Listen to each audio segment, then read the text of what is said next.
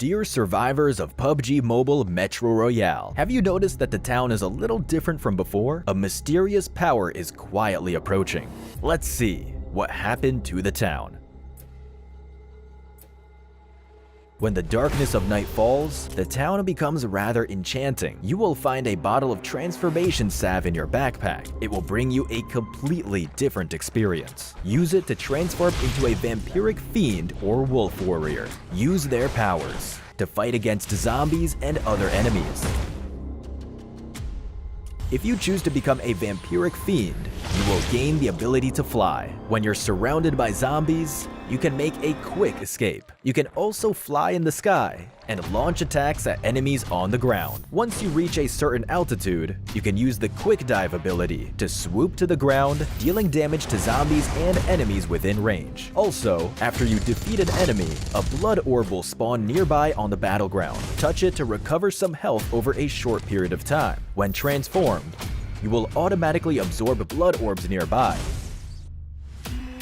If you choose to become a Wolf Warrior, you will gain a speed boost, jump boost, and wall climb ability. These abilities enhance your mobility, helping you sprint quickly to the next fight. You can also jump and climb walls to get over obstacles. Additionally, Wolf Warriors have a close combat advantage. You can punch to deal damage to zombies and enemies within range. When sprinting, you can still launch an attack to damage enemies within range. Oh, and using the howl ability buffs you and your nearby teammates. Whether you choose to transform into a Vampiric Fiend or a Wolf Warrior, they will grant you power in the dark of night. Making strategic use of their abilities will definitely provide you with a unique and fun gaming experience. To that end, we've also made adjustments and improvements to the room feature in Metro Royale. We've removed some original room parameters and also added some new ones. Now, in the room's advanced parameters screen, you can enable all members use owner's loadout and talents. After enabling it, all players will use the owner's preset loadout and talents. We've also added settings for match duration and return point ready duration. You can customize their parameters according to match requirements. Furthermore, players spectating in the room can now view return point information on the spectator map. In addition to all of this, we've also improved how custom parameters are displayed on the room screen. You can now clearly see details of the parameters you wish to customize. We hope these improvements will elevate your gaming experience.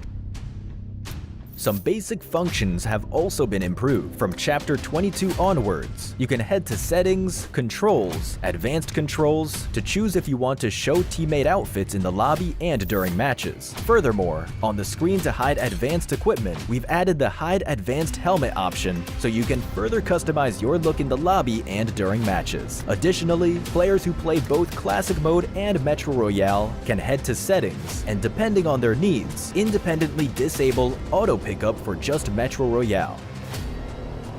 Chapter 22 also brings new season rewards and collectibles, so don't forget to increase your season level and get your collectibles and rewards. On top of that, Misty Port, Arctic Base, and the Zombie Uprising mode will have special supply crates scattered around. These crates may turn out to be a treasure specter when open. If you happen to come across them, don't let them get away. Defeat them to get lots of supplies. Remember to look out for them. Oh, and one final thing. You can swipe left from the lobby to access your most played game modes and set Metro Royale as a shortcut. That way, you can easily access Metro Royale. PUBG Mobile Metro Royale Chapter 22 will be available on September 12th. Don't miss out on this update. Embark on an enchanting adventure, and may your evacuation be safe and your loot plentiful. Fortune favors the brave.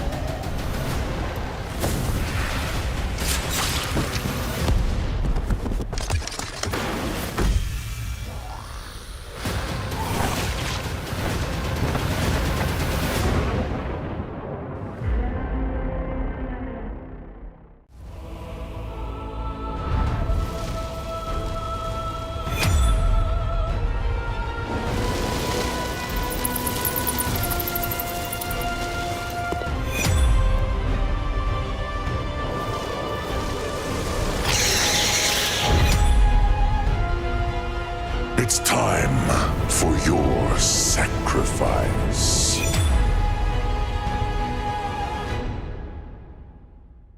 A 1,000 years ago, vampires, werewolves, and humans coexisted.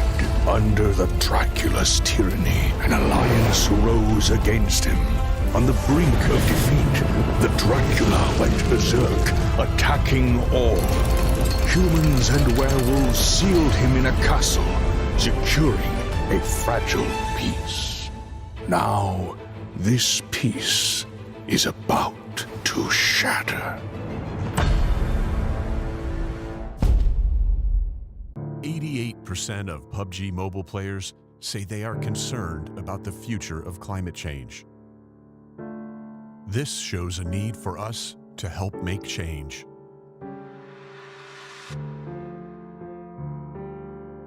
Experts say that climate change is changing the face of our Earth, and that we are already seeing significant repercussions around the world.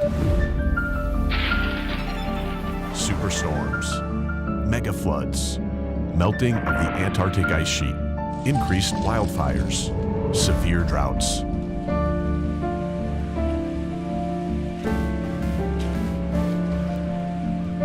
Experience the ruins of Erangel after 100 years if we don't take action.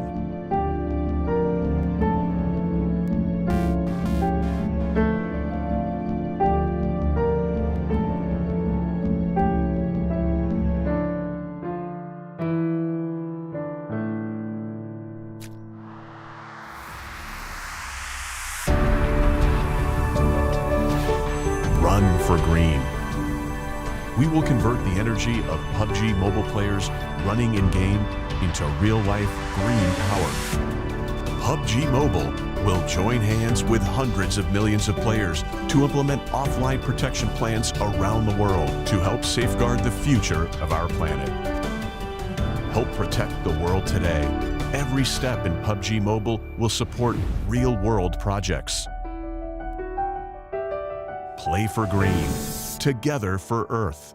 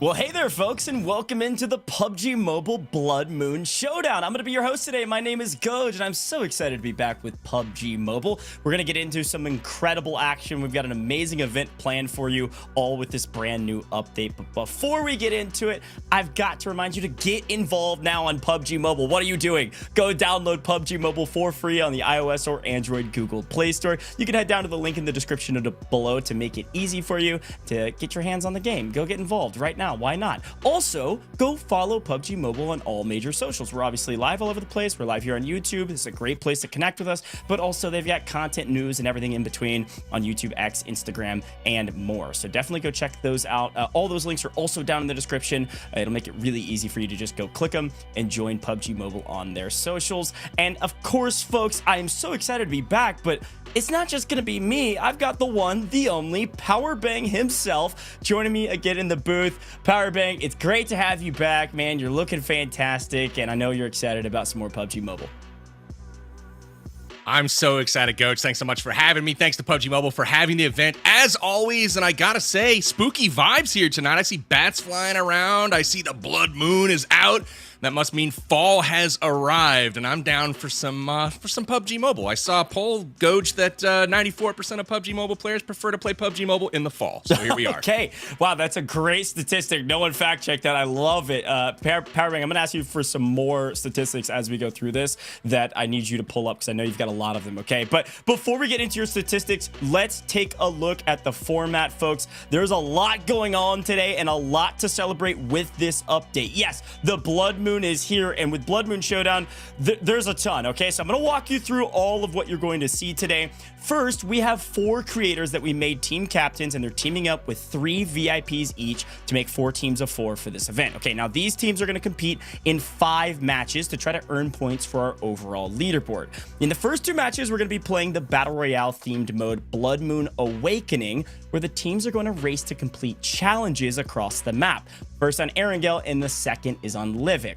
Then for match 3, we're actually going to head to Metro Royale Zombie Uprising, where the teams will compete to collect the most Metro cash that they can while completing challenges, which with each team kind of earning points in challenges, and they earn points based on where they land in the rankings against each other, aka first, you get 20 points, 15 points for second, etc. Next, we're going to head to the Random Evolution Island, where the players will eliminate zombies and transform, racing to be the first player to reach 10 player eliminations in a more free-for-all type mode. Finally, to end the day, we're going to drop into the ruins of Erangel Sandstorm WoW map, where the 4 creator captains must see who can survive the longest against the deadly sandstorm caused by 100 years of untouched climate change. I told you, there's a lot going on, and it's all fantastic. But Powerbang, my man, talk to me about what you're thinking about this format, and maybe which one you're most excited for, because we got a ton to showcase.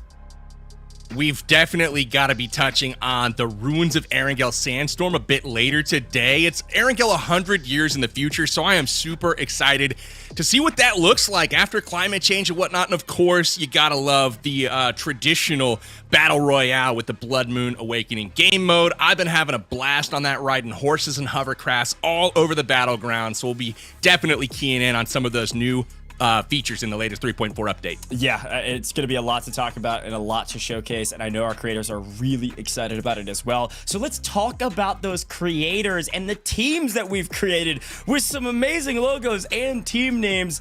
Powerbang, talk to me about some of these folks. Obviously, a lot of familiar faces that we need to remind the people at home who they are. Absolutely. We've got a lot of familiar faces indeed. Some PUBG Mobile VIPs in the house. Coming up first, we got the Wynnsanity Werewolves, led by your captain, Wynnsanity. Got some regular performers here in T-Mags, Angry Hoser, and Brazen Rover. We've got the Bella Bats with Bella Fox, Yamna, Britty, and Euphoria Jess. The girls are going to be coming after you today. We've also got Dab's Demons, led by Dab Plays. We've got Aries, Dreamcase, and Mango supporting him. And we also have the Farooq Fiends with Farooq Ahmad, Dr. Chemist, Daisy GG, and WPGN. So again, a lot of really, really great competitors here today. A lot of experience on the battlegrounds as well, Goj, as many of these creators have shown up and done pretty well in previous events. Yeah, and frankly, I think these creators all have at least won some of these events in the past, so it's going to be fun to see who can kind of wear the title of the winner this time around with their respective teams. But that Farooq Fiends logo in particular might be my favorite one on that board. I love it. I keep wanting to say it's Farooq Friends because it's just smiling and kind. Right? Yeah, but we have to stay with the Bloodmoon Showdown theme, okay? We got to stay with our update theme. No, I'm pumped about it, and I think we're going to be starting, like I said, into kind of our main Erangel, but it's going to look a lot different, of course, with the Blood Moon Awakening Battle Royale themed mode. So to start with this, Powerbang, I'd love for you to talk me through some of the things we're going to maybe see in Erangel with this new mode and what you will expect, because I think these players can do a ton on this map, even potentially go fight Dracula himself. 100%. There's definitely a brand new game mode. We had the Blood Moon Awakening, and one of the things that I personally enjoy about all of these new themed game modes is the points of interest and the hot drops that are right out of the plane. There are quite a few sprinkled throughout the map. Some will be within reach of the plane, some a bit further away, but you have wolf warriors. They will have their own wolf settlement that they can dive into and get increased loot and, you know, gear up that way. Well, on the other side of things, there's the Crimson Castle, which obviously will be for the side of the vampires. There's all kinds of things that will be popping up throughout the game mode as well. So excited to see what that looks like. And then obviously wolves and vampires have different abilities as well. So wolves, you're gonna have that super speed. They're gonna be trouncing all over, double jumping around the battlegrounds, giving those powerful swipes and ending their opponents. And then the vampires, they can fly. So that's obviously a game changer as well. Really adds a level of verticality to the gameplay, and I'm hoping we're gonna see some of that here this afternoon. Yeah, I love that breakdown. Very fun stuff there. If you find those salves, you can turn into either one that you want to use. And one of my favorite things, I was taking a look at some of this and I had a chance to play it, is actually the Crimson Crystals that you can find. And it actually opens up the Crimson Rift straight to Dracula, right? So I'm not sure what challenges we have, but I have to assume you've got to fight Dracula at some point. And I've seen a lot of people get eliminated by Dracula if you're not careful, all right? So make sure you go in with your full team and try to take him down as well. Now, I think our game's about to be underway, but I also want to remind you, or at least let you know maybe for the first time, that because we're going to Erangel, there is actually going to be some support squads as well. So we have kind of this twofold competition here with our main teams that we've just talked about, and they've got some support teams on the map as well to try to like protect basically the president, if you will, of these teams. So there's gonna be a lot of folks on the map that are running around trying to eliminate maybe their competition while challenges are being completed by the main squads. But only these main 4 teams we were just talking about are the teams that can complete the challenges. So I'm excited to see what happens here with our challenges using our challenge devices here. I think Powerbang, one of my favorite thing about it is that you don't necessarily know everything that's coming, and there's always surprises, and you've got to pivot along the way. So I know you've done a lot of these. Talk to me a little bit about the strategy you've seen in the past of maybe the team splitting up to go like divide and conquer with the multiple challenges that are maybe on the table. You know, that's a really great point. And I was actually just thinking to myself, what will the strategy be for some of these teams? Because this is going to play a huge factor in the ultimate results of this tournament today. One of the things that is a bit different about today's tournament are those support squads that you mentioned. Are there going to be, you know, basically a secret service for protecting your main squad? Or will you send them out as a bit of a hit squad to go target these other teams, wreak a bit of havoc? It remains to be seen, but there are strategies with sending maybe one player away from the main group to try to keep them alive. We've seen that quite a bit, and ultimately you just don't know what the future is going to hold with the challenges that will be issued today. One thing that I can predict though is that generally speaking, if you go out, you play some good strong PUBG Mobile, you hit your shots, you loot well, you play as a team, it's probably going to fare pretty well for you. Yeah, and I love that you called that out too. I think frankly, if you've had a chance to play the update already, which I know these creators have played a lot of, they're going to have an advantage, or at least they're going to be good leaders when it comes to their teams. I would love, if we have a chance here, I think we're still waiting on that first game, it's about to get started, to take a look at the teams again, because my favorite part of these broadcasts is predicting who's going to win at the very beginning. You got to do it, right? We just have to. So chat, I'm going to charge you with this first, and then I'll ask Powerbang so that you're a little bit less biased. You don't have to follow Powerbang, all right? Tell me who you think's going to win. Is it going to be the Wynnsanity Werewolves? I certainly do not think so. I think Wynn's going to get absolutely crushed, but only time will tell. Powerbang, who do you think's going to take it? Which team feels like the strongest to you? Oh, I don't know, man. This is a really good, you know, I feel like there's a lot of parity with these teams. You know, Wynnsanity, I feel like, has a strong team. Bella Fox, they've got some underdogs on that team. It's all females, and the interesting thing is Yamna Gaming has been an incredible survivalist in the past couple of competitions that we've had out in the PUBG Mobile community. So she looks to be strong. Euphoria Jess has been historically a really strong competitor as well. Great gun skills with her, and then Bella Fox obviously holding down the sniping. And then Brittany is the glue of the team, holding everything together. So I like the Bella Bats. I'm going to go with Bella Fox again, and today she better not disappoint. Okay, all right, Bella Bats it is for Powerbang.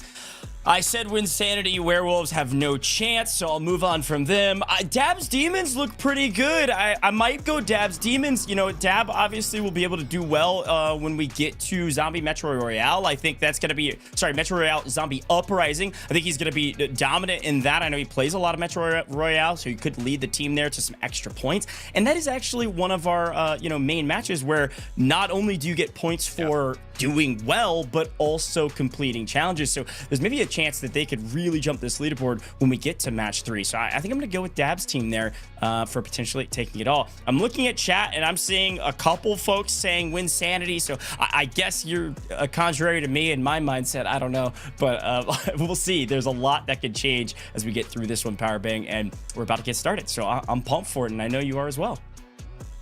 I got to throw a dark horse candidate out there, though. Farooq and the Fiends, right? Farooq has led his team to some pretty strong performances in the past, but I got to say, when we've done challenge-based events, in recent events, Farooq has, let's say, gotten a bit creative with his interpretation of the challenges. So I want to keep my eye on Farooq and the Fiends today to see how well they're following instructions on these challenges. But I think they'll be equipped to do pretty well. I think they've gotten second place in some of the recent competitions. So I got my eye on them as kind of a dark horse pick for today. Okay, well, admins are going to have to do a lot of watching, all right? We've got an amazing admin team behind the scenes. Watch out for Farooq's Fiends. They might be getting a little bit on the line on some of those challenges. We need to make sure that they're done correctly. But let's head into the game and see what happens. Excited to take a look at our streamers and all of the different POVs we have. And, of course, that plane line already able to see some of the new POIs on the map. Get a revive automatically. Yeah, so maybe it's just worth it. Let's just go for it, because I'm sure that one of the impulse things is going to be to land that thing. That's right. Yeah, that's right. No, who jumped? Already some strategizing going on in the plane, Goj. You can hear these guys really trying to figure out what are we going to do. And the key thing to keep in mind is they are focusing on challenges right now, not so much, placement and rank and all of that. They're thinking challenges early on. Yeah, this is actually a great thought, and I definitely am going to want to listen into a lot of their comms, because these are the masters of these challenges, and without a challenge on the board, they already know it's going to be based around the Bloodmoon Showdown, the whole theme of what's happening with this update, all right? So they're saying, hey, we're going to go immediately to this new POI, and it looks like they're maybe leaning towards the kind of vampire side of this back and forth. So we'll see if that works out for them as our challenges decide to pop here in a second. Oh, yeah. Okay. Wynnsanity gliding like a bat over to the Crimson Castle here at Stalber. These POIs have taken over traditional spots on the map, but pay attention to the loot here and some of the portals that will exist here at the Crimson Castle. We'll see how that goes, and if they do have any company with them as they drop. And remember, they do have support squads as well, so I can't wait to listen in and figure out exactly, what are they going to send them out to do? Are they protection? Are they, a hit squad? What's happening? I'm going up. Hopefully they don't throw their knives. We can hold them, though, if we can get up there somehow. Yeah, it sounds like already there's a couple teams in the same area, and wow, yeah, T-Mags is getting mixy quickly, already taking one down, a knock, and maybe looking for the rest of the team. It looks like this squad is actually doing very well off the rip. Yeah, you can see the little tooltip on the bottom right, Battle Royale Bloodmoon Awakening. You're going to see challenges pop up. Those are listed on the upper right. Return a Lost Wolf Spirit, heal with a Blood Orb, and those are worth a certain amount of points. They'll be between 1 and 7 points, and the quantity that's listed is how many times that particular challenge can be redeemed. And so if you see 4, that means all 4 teams can do it, but if you see 1, it's going to be a race to that particular challenge to get it done, and those are typically the ones that are worth more points. Yeah, that's a great breakdown, Power Bang, and continue to shout that out if you've never maybe tuned into some of these challenge-based tournaments. We've had a lot of them in the past, but you can see them in the top right-hand corner of the screen now, as you could also see who's completing what. And it looks like I think it was some IGLing there, maybe from either Dabs, that said, yeah, we already know we probably needed a hot drop on one of the main POIs with this new update, and apparently paid off. You saw that challenge get completed, but on the top right-hand corner of the screen, we've got a couple more challenges. So like Powerbank said, it's 2 points and every team can complete them. So rewarded early, but it's not without its risk. Hot dropping those POIs, as you can see, sends some folks back to the plane, and it is my pick. It is Britty getting sent back to the plane, but the good news is there is an ability to revive and actually recall your teammates if you go to a recall tower.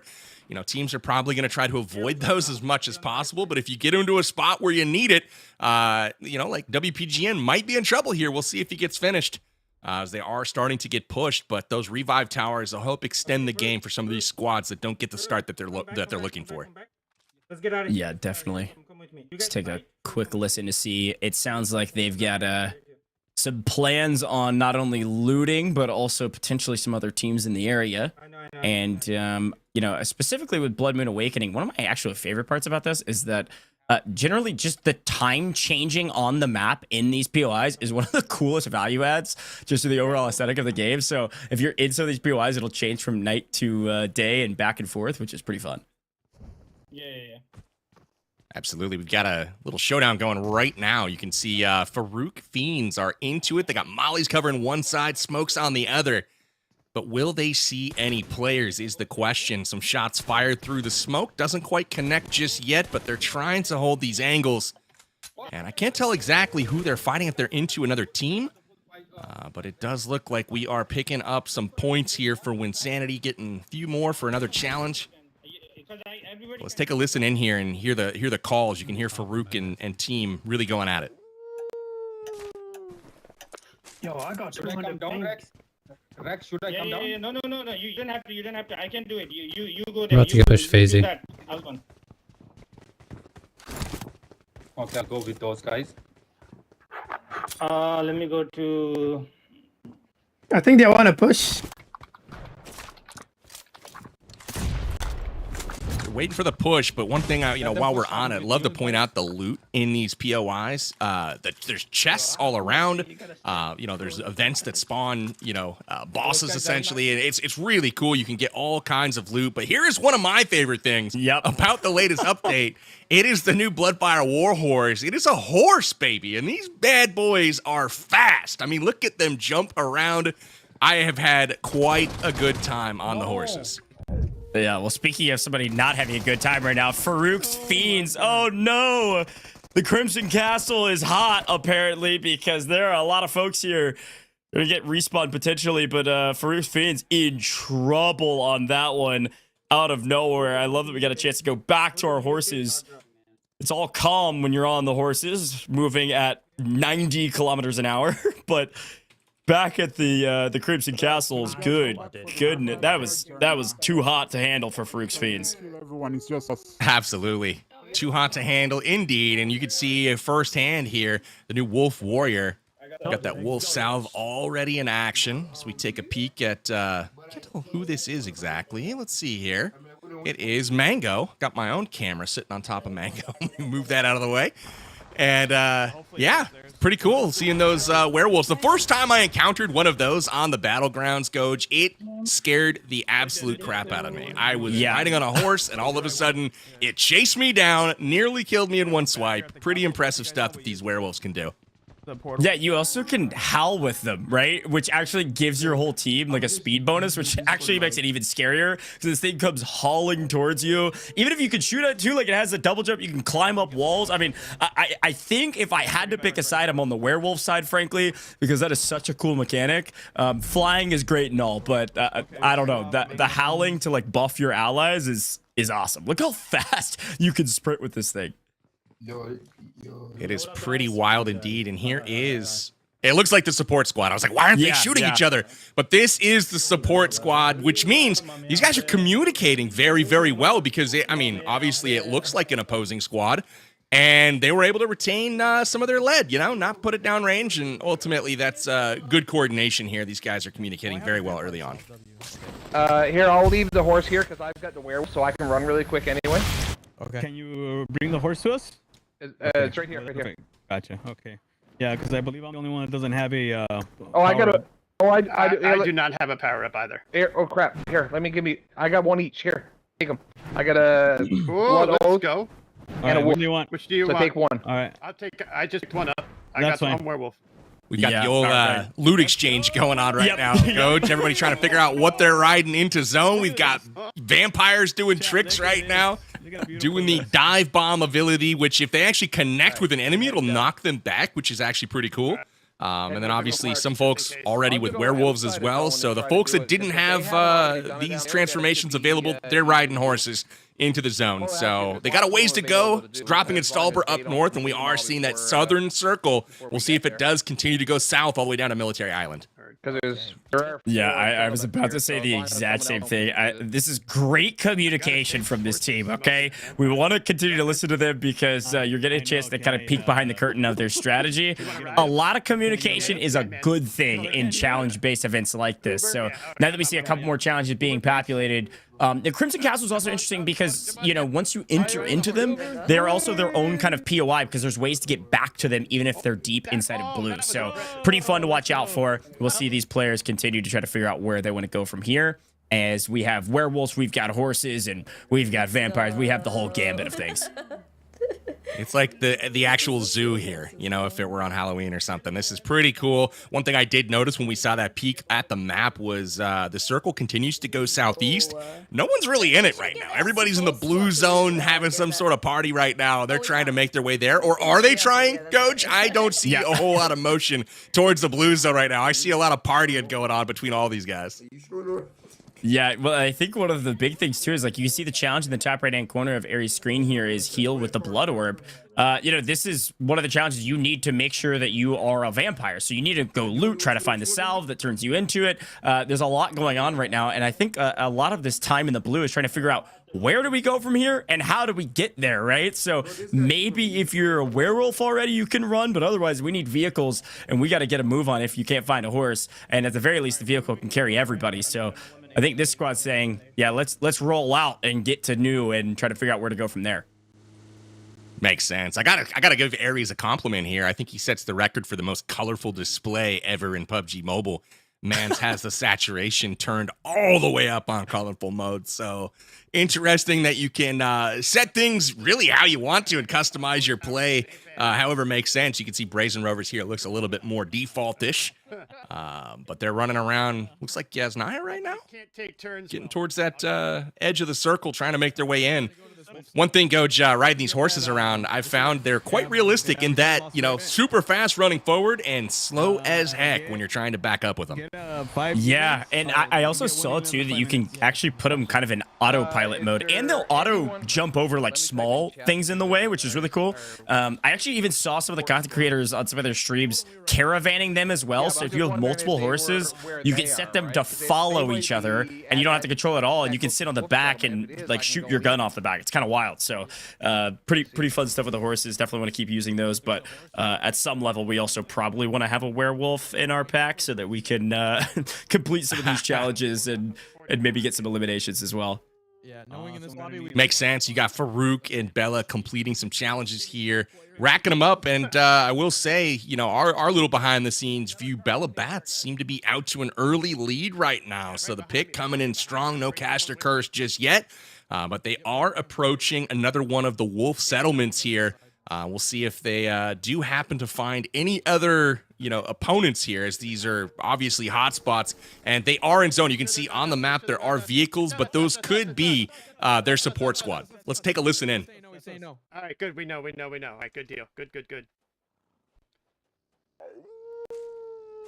You coming though? That's Might probably be them friendly. as well. People inside. I don't know who's inside. Who's inside. Spec just got ran over. So that's a different team. NRG 1 is not us. All right, we got the Elim. Cool, mark the Elim. Mark it. Mark the Elim. Win. Mark complete. Hit the other guy. Nice. All right. Now, what's funny about their communications right now, Powerbang, is that they're trying to figure out who's their support squad and who is the enemy. And I think they may have knocked one of the members on their support squad and were like, okay, now we know. Don't fight that team. And then they knock somebody on that NRG squad that's not their support squad and say, yeah, take them out. And they were able to secure a challenge as well. So looks like everybody's starting to log a ton of challenges while we go. Absolutely. That was really kind of realistic, right? That was like what you would see in Fog of War. Like, you don't know who the opponents are, who the friendlies are. And with this, they're doing a great job communicating that in real time and adjusting their strategies accordingly. You could see the wheels on the map actually drive by the settlement, and they weren't clear at first. Like, hey, is this a hostile action, or are we good here? And ultimately, it turned out it was a bit of both. But Win Squad here doing pretty well, knocking out an opposing squad, and they still got 4 up.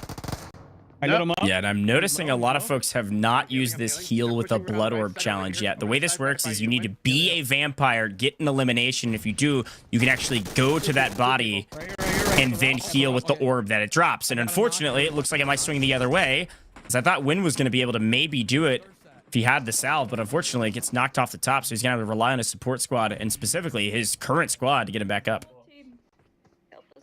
It's a nice entry there. Win happened to have a nade out on the roof. The first person made it in and made it across, and it was like, oh, this is clear. The second person comes in, Win has the gun out, able to take him down immediately, but ultimately Ares, that first person in, able to back up, get the knock on the roof, which is critical, and now we've got a nice little, I don't know if it's a 2v2 at this point, but it's definitely getting tense here. Nice nades, but they trade. Yeah, trade here is brutal. It looks like maybe Dab's the only one left alive right now, at least in the area. You can see him about 30 meters behind and closing. What do you do if you're Dab as a solo? Here we go. Come on, Dab. I want to see something. I'm not sure exactly what challenge maybe he's going for, but maybe needs the elimination. Oh, he's got an iota of health. Okay, Dab, I see you. Wow. This is my pick to win. Gotta stay alive. Uh-oh. Oh, yeah. Okay, just some support squad. That scared me. I saw those two. Yeah, I saw those two guys come in the front door. I was like, Dab, you got no health, brother. You might want to hit that health back or get behind some cover. But ultimately, they're friendlies. He's got to feel pretty good about that. But Dab really liked how he let out with the UMP early with the jump shots there, because going up against an MG3, that is just a scary weapon that almost always you were going to lose against, but Dab getting the jump, able to come out on top in that 1v1. This is my guy, Dab. That was huge. That was huge for my predictions and huge for your team. We'll keep an eye maybe on our leaderboard here. Things are shuffling quite a bit, but I'm excited to see who comes out on top at the end of this one, as some new challenges here will pop in a second, as all of our players trying to make it to new zone. And also just saw the notification that recall towers are done in about 2 minutes. So soon it's going to be kind of, well, you need to stay alive. That is priority number 1, so that you even have a chance to complete the last couple remaining challenges. Makes a lot of sense to stay alive in a survival game, Ghost. I'm going to take a note here and make sure that I attempt the same the next time I play, as I often forget that one. We got a little peek at the challenges of what they have in front of them right now. Still the Blood Orb. We got Wolf Spirit, Blood Oath Extract. We'll see if they can secure those. Still a couple remaining up there as we speak, but lots of loot on the ground. You can see everybody's got, level 3 helmets and whatnot, but looks like T-Max could use one there, actually, but it's plenty of loot to go around in these modes, and that's one of the things. My son recently started playing PUBG Mobile, picked it up after a few years off, and he's been super excited about all of the loot in these points of interest, because he's just having so much more fun playing the game, and I got to agree. That's awesome. I love that shout about your son, and as I saw some of those challenges, you can, like you said, find a crazy amount of loot, new POIs, and even just those like wolf settlements, right? That's where you need to return the wolf spirit in to complete that challenge. There's a ton of loot in some of the chests over there as well. You could go to the spirit tree, the tavern, the gathering hall. There's a lot of places you can go for these wolf settlements and find a lot of loot, and you get extra loot by returning those wolf spirits. So a lot of our challenges are not only just showcasing features, but also encouraging the players to have better loot, so that when we tell them that they have to fight each other, it's just all that more interesting. I had not noticed the dried out corn stalks on the stands before. That was an interesting little detail as we drive around here.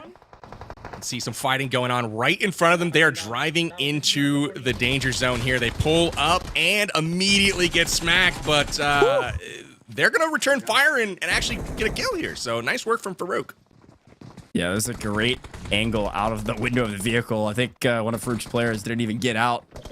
Little window shopping, was able to pick up an elimination. Now Farooq's got an angle. No, I didn't got it. Again, a lot of this is going to require a lot of communication as well, whether or not this is your support team or the enemy, because Again, look at that. You just saw a player.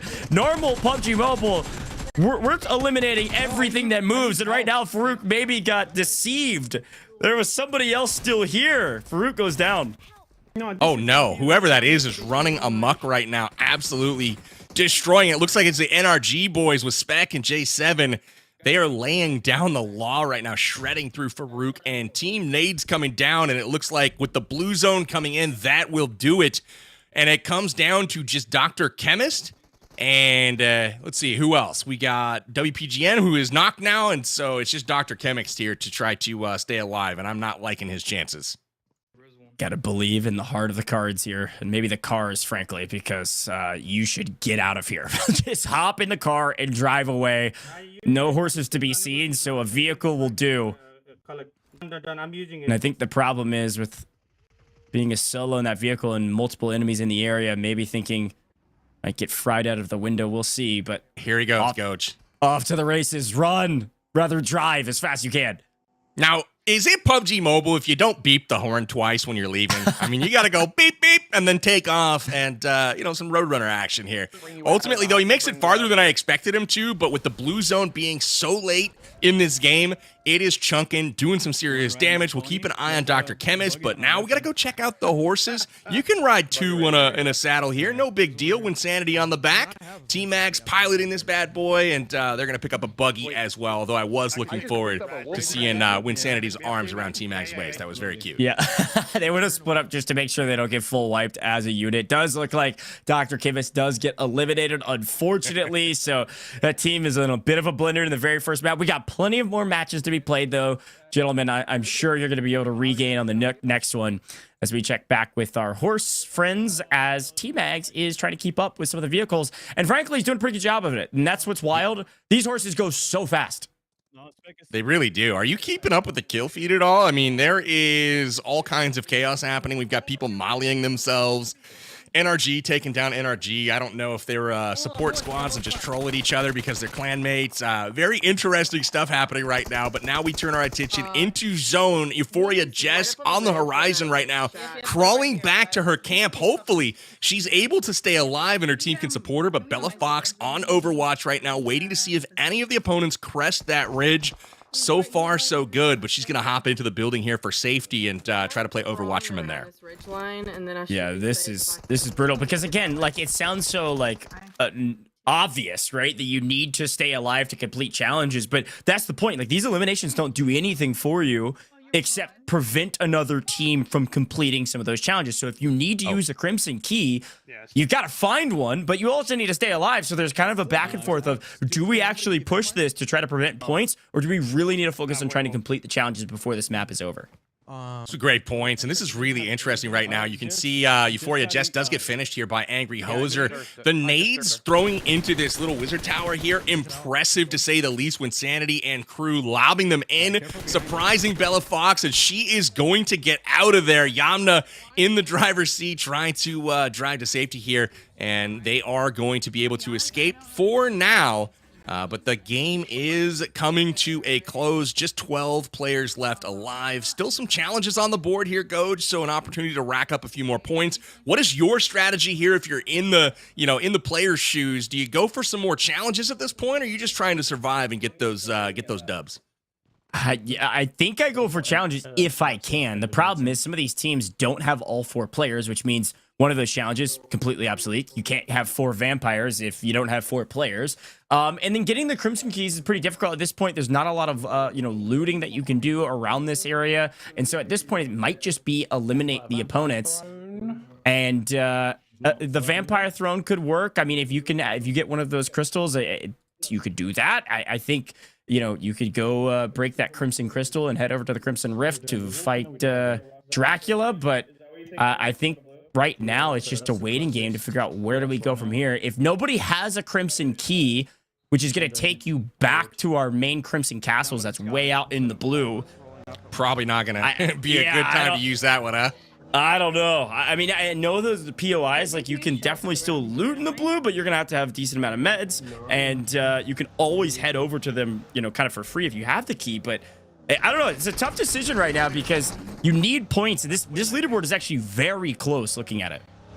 Absolutely. I'm not going to spoil it just yet. We'll take a peek after the scores have officially been tallied after the round, but suffice it to say, it is very, very tight right now. All these teams battling for just 1 or 2 points. You made a point about going back out, teleporting into the blue. I mean, you could potentially do that if you end up in like a 3v1 or something like that against the opponent. Maybe you do that at the end of the game. Try to pick up some more challenge points because every point here seemingly going to matter quite a bit. Taking a peek at the vampire one that just came in, the vampire throne, only one of those is available right now. So whoever gets to that first and is able to activate that throne will pick up 5 points, and that is a huge amount of points at this stage in the game. That's a good call. A nice pickup there. As we lose Ares. Now 11 still in this lobby. Sounds like they're all northeast. Nice. It sounds like everybody is just going for fights here. Going, brother. And I think mostly looking at Wynn's challenge list, it does look like Wynn's probably completed most of the ones that he needed to while he was a vampire. You can see that he actually does still have the Vampire Fiend abilities that you're going to be, you can transform with that Blood Oath extract, which we've already seen. But now that he's transformed, he can do it again and start flying around. But he's already completed, I believe, pretty much all of the challenges he needs with it. So he just might use it for movement. All right, let's stick together. We can win this. Wow, Wynn went from gatekeeping to gate kept. As you can see, that circle hard shifts all the way north right now as Dab plays and his squad is finally eliminated. Dab's Demons will join the lobby. They will be the first ones out here. And that's in the top 10. So, I mean, you can't fault any of these teams right now. They're all performing quite well. Only 8 alive, but there's still 3 of our competitor squads all in competing. For this one, you can see bats flying around the battlefield, vampires rising up from the grave, it seems like. Not too many werewolves running around at this point, but it's starting to get a bit tense right now as we head to these final circles. We got some snakes. Yeah, and frankly, much to my chagrin, Wynnssanity's team does look very strong right now. And certainly not, it's the Wynnssanity's Werewolves, but I think they're favoring the Vampire Fiends right now. Probably just play this like... And it's paying off because, being able to like move and rotate in the air and get some of these high ground positions may actually give them a chicken dinner here at the end of this one. I don't know. They're probably not going to... Wynnsanity and crew are definitely looking strong to win the game, but they've got to hope that, we get some points awarded for the chicken dinner. I mean, I would assume that there will be something here for the end of game, but right now it doesn't look like they have completed as many challenges as some of our other squads. Again, we'll tally that after the round, but, just because you're... Oh, hey, look at this. Oh, I think maybe it's been used. Mark it as though we've done it, and if they take it away, then no big deal. They take it away. Yeah, definitely activated though. So that's interesting. That's got to count, right? I think that counts. Zone's behind you coming in. Was activated. Who claims what? Circle shrinking once again right now. We are at 0. Where does the next one go? Hard shifts again all the way to the west side of the zone. And that will favor, looks like Bella Fox and her team, as they do have great angles on that, but they got to start moving here pretty quick and eliminate the competition. Lots of shots landing there, but unable to secure the knock. It looks like Yamna probably landed 4 to 5 bullets on that target and just not quite enough. Didn't have the damage she was hoping for, but she's going to get another opportunity here. He threw something at me. Yep, right at me. Look. Nades are incoming. There he is. Get him. He's low. He's so low, guys. All right, somebody's got to check Yamna's bullets for damage here. She's just landing all kinds of shots. They are not dropping, though. Yeah, it was good communication. I was listening to it, calling out, they're low, somebody push. Didn't look like they had an angle, though. And speaking of angles, my goodness, Wynnsanity has every angle he could ever dream of right now. And potentially from the skies, 2 here, 1 on the rock. Drop an energy bomb and create some of that crimson gas we were talking about before. So here's some of the comments maybe from his teammates. We can do a quick listen in here towards the end of this one and see how it all pays out for him. And there's 1 on the rock as well. I got eyes on the rock. You talking about this guy right over here? Yeah, there's that guy there. Yep. That both of those are, and there's 1 more besides for that. So just be careful for the third party. They got 9 seconds. Somewhere. They gotta move. Yeah, don't watch your peaks, right? So they're counted down 5 more seconds until these girls gotta move, and they know it. So here come the grenades. You're gonna see that preempt the rotation, and we'll see if any of these are lucky enough to connect. Well, the perfect hold potentially, and teammates have activated everything that they need, whether it's using your weapons to get the eliminations or turning into a wolf warrior. Let's get involved. Oh, look at the health on Bella Fox. Oh, Win got me. I don't think they. What health? Yeah, she didn't have any. That was my point. That's right. A werewolf out of nowhere, going for that that challenge to get an elim on a werewolf. Trying to pick up another 3 challenge points here. I like the strat, waiting to the final circle where players are forced to converge, and just like that, Wynnsanity Werewolves, the clan that, you know, Goat said had no chance, is able to pick up the win here, Goat. What do you have to say for yourself? Well, okay, they might have picked up the chicken dinner, but I don't know if they're going to be at the top of our leaderboard, and that's the key with all of this. Win, you know, he loves his wins, but at the end of the day, he might not be winning on our leaderboard because it's challenges, not going for chicken dinners, and I didn't see that challenge pop. Maybe it did, and it snuck right by me, but I did not see extra points for the chicken dinner in the very first map, which means they might still be near the bottom of this leaderboard after everything's tallied up. We'll have to wait and see. That was impressive how many win puns you came out with. You're completely insane. I don't know how many more you could throw out through the course of tonight's broadcast, but overall, got to get your thoughts, Coach, on this first match. For me, it was chaotic early on. We saw the POI hot drops. We saw some good fire exchange, and for me, it was the communication. You know, it was trying to recognize support squads, hold fire when necessary, but then, oh no, there's actually an opponent squad right next to us as well, and that comms, it really kind of set apart some of the squads that made it to the end. Yeah, no, I totally agree. And I think, you know, that was exactly what I was going to say. When it came down to strategy and what we saw in that one, the teams that were doing the best were the teams that were communicating the best, and specifically communicating about and with their support squads, right? We saw multiple times even taking down support squad teammates and saying, oops, okay, my bad. I didn't know that was you. That is maybe one of your teammates on the support squad that we're talking to. So, but overall, yeah, I think, you know, math is very simple to do. If you have 8 people all working together, you've got a much better chance of finding some success. Now, only 4, the main team, can actually complete challenges, where your support squad could be a huge boon in some of these final fights. Really like that engagement here between Ares and Wynnsanity. Then we saw another great play here by Dab. Got the trades going on here with the grenades. Really nice job. It's down to just Dab, though, and you'll see the UMP jump shot over the wall. Sliver of health, but it was that decision to engage early that ultimately put him out on top. And then Farooq and squad here running into a buzzsaw at this compound. Probably should have opted for rotation here. That is okay. Back to the support squads, though, for just a second, Coach. I mean, obviously, an oopsie is okay in game number 1, right? But game number 2 and beyond, if it happens more and more, are we going to see some support squads turn on the main squads? That's what I'm hoping for. I want to see some drama. I like that. Drama is great in events like this, especially when you're trying to complete challenges, and we'll see. But I think this is going to set the tone. It does look like Powerbang, you were right. Bella Bats is on top right now, 20 points, with actually Wynnsanity's Werewolves right behind at 18. So I was a bit wrong on that one. Seemingly found some nice amount of points at the end after it was all tallied up. They were at the bottom leading up to some of those last couple encounters, and then as we tallied all of those challenges, they were able to jump up into second by a couple points, and then Dab's Demons and Farooq Fiends right there at 16 apiece. So really tight on this leaderboard, but even still have a front runner, and even just 2 points could be the difference maker in you moving on and winning this whole thing. Absolutely. That was the difference between, you know, getting 1 elim as a werewolf, right? 3 points were awarded for that. And if one team had decided to do that towards the end of the game, you might have an entirely different story here. But one of the things that I really like about this competition so far is that all 4 teams right now are within striking distance of one another. The competition pretty equal after 1 game of play. And yes, I might be right in Bella's Bats for the first game, Coach, but we got 4 more to play this evening. And I don't know if that prediction's going to hold up over the course of tonight's events.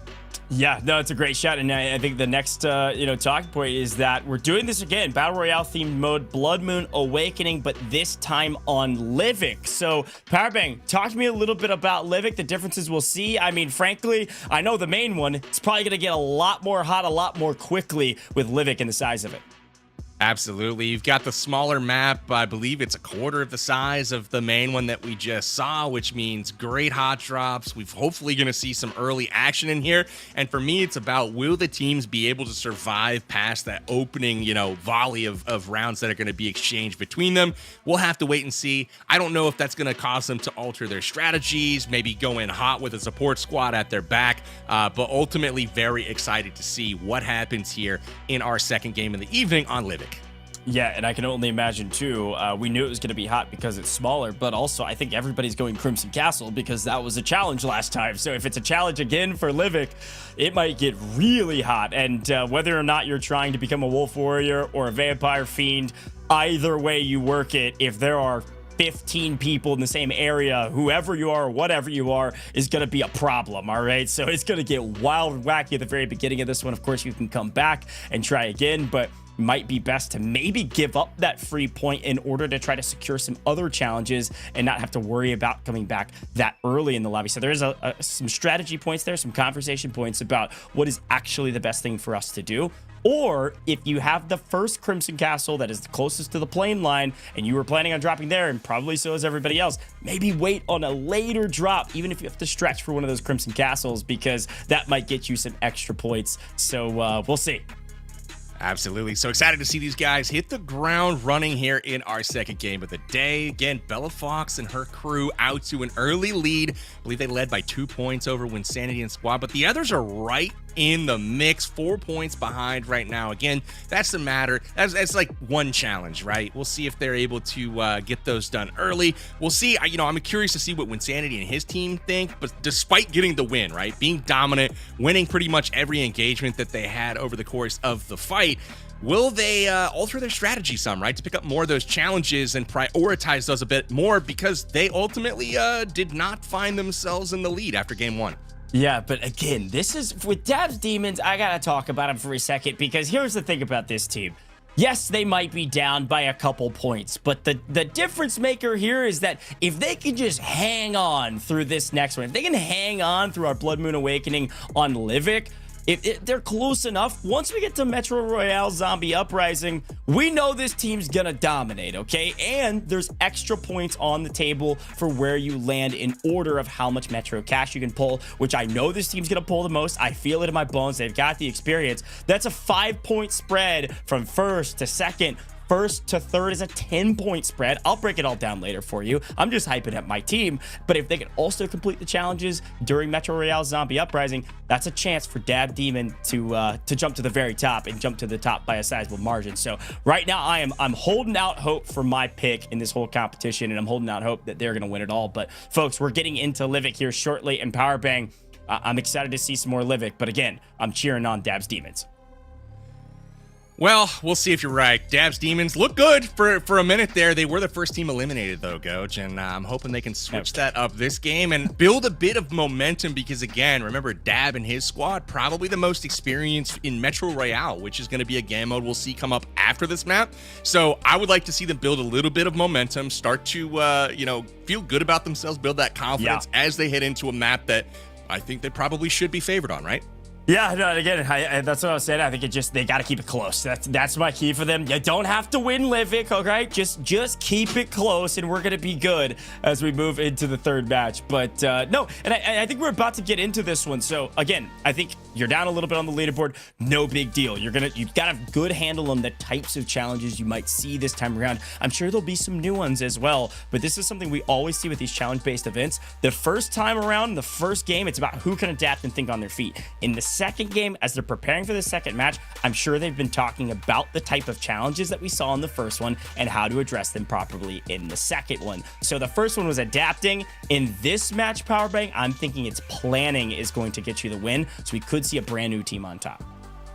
I really expect that. I think that we're going to see the lead passed around a little bit today. That's my hunch, and the only reason I say that is because of how close it was after one game of play. In past competitions, we've seen that clear front runner emerge. Even after one, maybe 2 games of play, distance starting to grow between first and second place, one leader ahead of the pack. So far today, parity has been pretty good. We'll see if that continues, but I think that Bella's going to hand off the lead today in this game too, before taking it back at the very end, because obviously my prediction's got to come true. Am I right? Sure. Yeah, okay. Yeah, we'll see if your prediction comes true. I'm still cheering them on, but again, I think the Farooq Fiends team, everybody's close. 4 points is the spread from first to last right now, and there's a tie for that third place position. So this is very, very close. Almost still feels like a fairly even playing field. A little bit more room to breathe if you're the top team. But I believe we're going to be jumping in to our very next match here shortly. This is going to be the Battle Royale themed mode, Bloodmoon Awakening on Livik, where things are going to be a lot more fast paced. You've got to hit these challenges quickly, and you've got to stay alive. All right, I'm going to keep saying it today in our Bloodmoon Showdown because it's the most important piece of these challenge-based tournaments. You're all focused on the challenges. You cannot complete challenges if you are not alive. I'm going to keep preaching that because it is so incredibly important, and it might be the difference in you losing or winning this competition. So, Powerbank, it's time. We're hopping in. It's time for some Livik, and I'm excited about this fast-paced action we're about to see. As am I, Coach. We head into Livik, the plane coming in from the south, headed to the north, and we are going to be seeing the Wolf Settlement in the bottom right-hand corner of your map, kind of over towards the Logistics Center, and then obviously one on the west coast as well. So excited to see these teams as they choose their drop spots here. It looks like they are, a couple of them headed over towards that Wolf Settlement on the west, and then Iceborg is where the Crimson Castle is located, and it looks like the bulk of our team is headed that way because we know that that's where those challenges are. We can see them on the screen on our left. Crimson Castle dropped 2 points on the board here, and that's where a number of these squads are headed. All right, admins, I see you. You said you wanted a hot drop. We'll show you a hot drop. Everybody's got to go that way if you're trying to complete challenges, at least for now. But I will also say that you need to scale walls as a werewolf, which got to make sure you find the right style for that. So we'll see if they're able to find it as they try to make it to the Crimson Castle. And I even misspoke right before this because I was thinking about those wolf settlements and how there's multiple. I thought there was a chance we might see wolf settlements be the early drop, and there's 2 that you can choose from. So it was like, do I drop in the first one or the second one? But in Livik, there's only 1 Crimson Castle, so everybody's headed to the same place at Iceborg. So here we go. Let's see Yamna and Bella in car together, and oh yeah, let's go. Okay, Mango goes down. Yeah, we made it. We made it to Castle, by the way. No way. This is classic. Yamna getting the run over early, but the problem is she didn't make it into the actual base here. The Crimson Castle was penetrated first by an opposing team, so she's going to rotate around the other side here, try to hop up into this castle another way. There are portals on the ground. You can see a red one there as she was rotating. That'll allow her to transport up and get some of that juicy loot, as we can see them capitalizing on right now. You know, I will say, Goj, it was quite interesting. As you mentioned, there is only 1 Crimson Castle on the Livik map. But the funny part was it was as far away from the plane path as humanly possible. So these teams couldn't even jump that distance. So they're landing in vehicles, running there, and ultimately it made for a very comical hot drop. Yeah, let's listen into some strategy here off the rip to try to complete some of these challenges, but also get the best loot possible. Oh my god, look where... Dude, this spot, I don't know if you can see me. I'm literally prone on... Oh my god. Oh. Careful, Angry.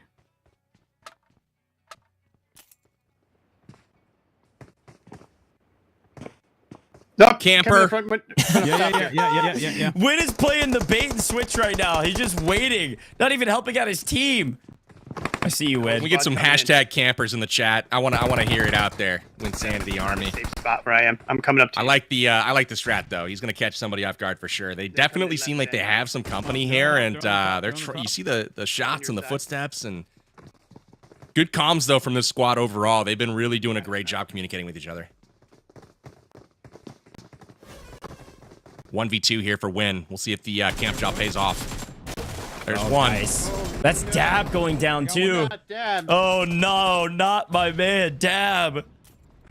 Wynn's got 1, looking for the second, and I think his teammates are able to help out. I will say, if you're looking for jump scares and you want to camp in the best way possible, I like that spot. You can actually climb into the coffins and burst your way out of them if somebody walks in the area. Like, literally, they don't know you're in there, and just like a Vampire Fiend, you just bust out of there and say, peekaboo, now you're gone. These have the dirtiest angles I have seen in PUBG Mobile as far as trying to catch people off guard. Ultimately, was able to to get spotted there. Gets chunked with the nade, having to retreat here. But Ares, I thought we were going to see an epic camp job right there, taking somebody down. But good heads-up play from that opponent to sniff out his presence. I'm a vampire, so. All right, I'm using it now. Looks like they're about to complete a challenge. Werewolf and vampire on a team. It sounds like they're trying to coordinate timing that perfectly. While that's all happening, there's people around, and well, Wynnsanity spot pays off. My goodness. All right, Wynn. Low on health, though, and there's more coming. This is a tough spot for Wynn, as multiple enemies on the other side means Wynn is in trouble and eliminated. All right, I'm dead. Yeah, it was almost going to be a crazy play right there. Good job by Wynn, but just too many enemies. Look at him here, grouped up on the entry. Nice job. Credit to that team for making the push on the way in as Dab plays, trying to have his teammates avenge his early defeat here, but he is back with the crew as they did recall him, and they have joined up and are full force once again.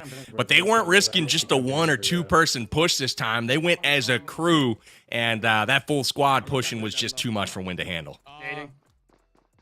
Want me to go horse? We could. I mean, technically, even if we die, they have their free life, so we're not out of it completely. Oh, beautiful nade from Brazen Rover. Wow, it connects. Okay. Yeah, nice play from up on the top ropes. And like you said, there's some fantastic or dirty, however you look at it, angles in the Crimson Castle. But right now, Brazen Rover is in his bag right now, and his bag is deep because he's able to use everything in his inventory to get several eliminations and keep moving on his merry way. Looking really good right now. Yeah, while you're riding it. As he's helping out his team, of course, but also, oh no! it's Quan Deadshot on the other side. What do you expect? My goodness. That's brutal. He was waiting. He wanted that crate so bad, seeing if there's any juicy loot in there. That Molotov holding his push towards it just a little bit too long. Quan Deadshot firing down the hallway, gets the pick off, and that's a nice little boost of confidence for that team. Okay, we come in. And I'm being shot at. Looks like they're back for more, though. Wynnsanity's team is regained and are back looking to get some loot and then move on. Now, it looks like the only challenges they have, though, frankly, Powerbang, are about horses. And the horse does come equipped with 10 apples that you can feed it to keep up its stamina. And unfortunately, with no horse near them and they're so focused on the Crimson Castle, it looks like they're going to lose out on one of those challenges. I'm about it, Goj. I love me some horses, and I love me some horse challenges. So feeding them apples, you know, riding on them, I think that's all great stuff. And shots incoming here once again. Dab and his team having to play a little bit of dodgeball here. 3 of them stuck in a room trying to fight their way out, and they have I'm not sure who they're fighting right now. Hopefully it's not one of their support squads. That would be hilarious. Also, we just watched live that time of day change. One of the coolest features. I've got us. I don't know why I love it so much, but it's my favorite thing. Just having that be dynamic and continue to happen while you're on the map and not like pre-designated is just so cool to me. But regardless, you're absolutely right. I was sitting here thinking the same thing. I'm like, what looks different? I feel like it was a different vibe just a moment ago. You're absolutely right. We are in daytime now, so definitely different vibes out here on the map. Very cool feature. I also very much enjoy it, but you sometimes get so much in the zone of playing, or in this case, casting, that it's like, man, did something change? Not sure. Yeah, maybe it's harder to hide because it's not so bright comparatively. But Dab and Wynn have been battling in this area for so long. Dab is trying to continue to enact his revenge as the blue zone comes rolling through, which means at some point they're going to have to decide that we need to leave the Crimson Castle and go somewhere else to complete some more challenges. This is a fight for the ages, though. It really is, man. What a struggle going back and forth. And just when you think one team's got the advantage, the other team seems to get some knocks and some momentum going. Dab being knocked and finished early on by Wynn, you know, didn't seem to mind too much. He's back in the fight, and Return Spire gets a little bit of revenge here. And just like that, Wynn might be at risk now of getting sent back to the lobby. I don't know, though. These teams need to get going, though, because it is about time. The knock and finish there. Brazen Rover out of here as well. Dab starting to pick it up for his team. I've got to wonder, though, Goj, is this hurting these teams to be engaged for so long here, not completing challenges but fighting? Do you think that this is actually damaging their chances and the other teams are starting to rack up those challenges? I think it's certainly possible, especially when you take a look at the right-hand corner. You'll see the challenges they're trying to go for, and they can't do any of them except for the one that just popped. Did you see that? Revive a knocked teammate. Dab just did that, I think. If that counts as a revive, or is it a full revive like at a tower? I'm not sure exactly the definition of that. But that'd be the only one that they maybe could do right now. We've got to get out of the Crimson Castle. We got to get to New Zone. I couldn't make it. Or they could just stay, man. It's a pretty nice place. Okay. Pretty swanky pad. We need to leave. We need to leave. I'm not gonna. Yeah, I'm not gonna. Yeah. You can hear him saying, we need to leave. It is time to go. I need like. I think we agree. Nice. Here comes the salve, the wolf salve applied, and now you've got the wolf warrior able to head to zone. We've also got vampires out there. Go. Pretty cool to see here on Livik. Yeah, you can also see Farooq's completed a couple of those other challenges that the teams have, meaning having a werewolf on your team and a vampire fiend at the same time. Apparently they've done that. They've maybe either fed an apple to the horse or that one also expired. You'll see some of these challenges, if they stay around too long, there's going to be a timer that'll pop up. And you'll have that amount of time to complete them, or you are toast. And speaking of toast, Farooq, come on, man. There's some logs there. No. Little Can-Am there getting stuck on some logs, little hide-centered action. It's not what you're looking for as you're driving. You know, it is tough to see some of the debris and surroundings as you're phasing out of those castles and camps and settlements and whatnot, and unfortunately they fall victim to that. I will say, I did see in the challenge list here, get an Elim on horseback, and as somebody who has tried that recently, that is not as easy as one might think, because the recoil control on the back of the horse, it's not like standing up firing your weapon. I fired an entire magazine at somebody on the back of a horse. I don't think I hit a single shot. And That's...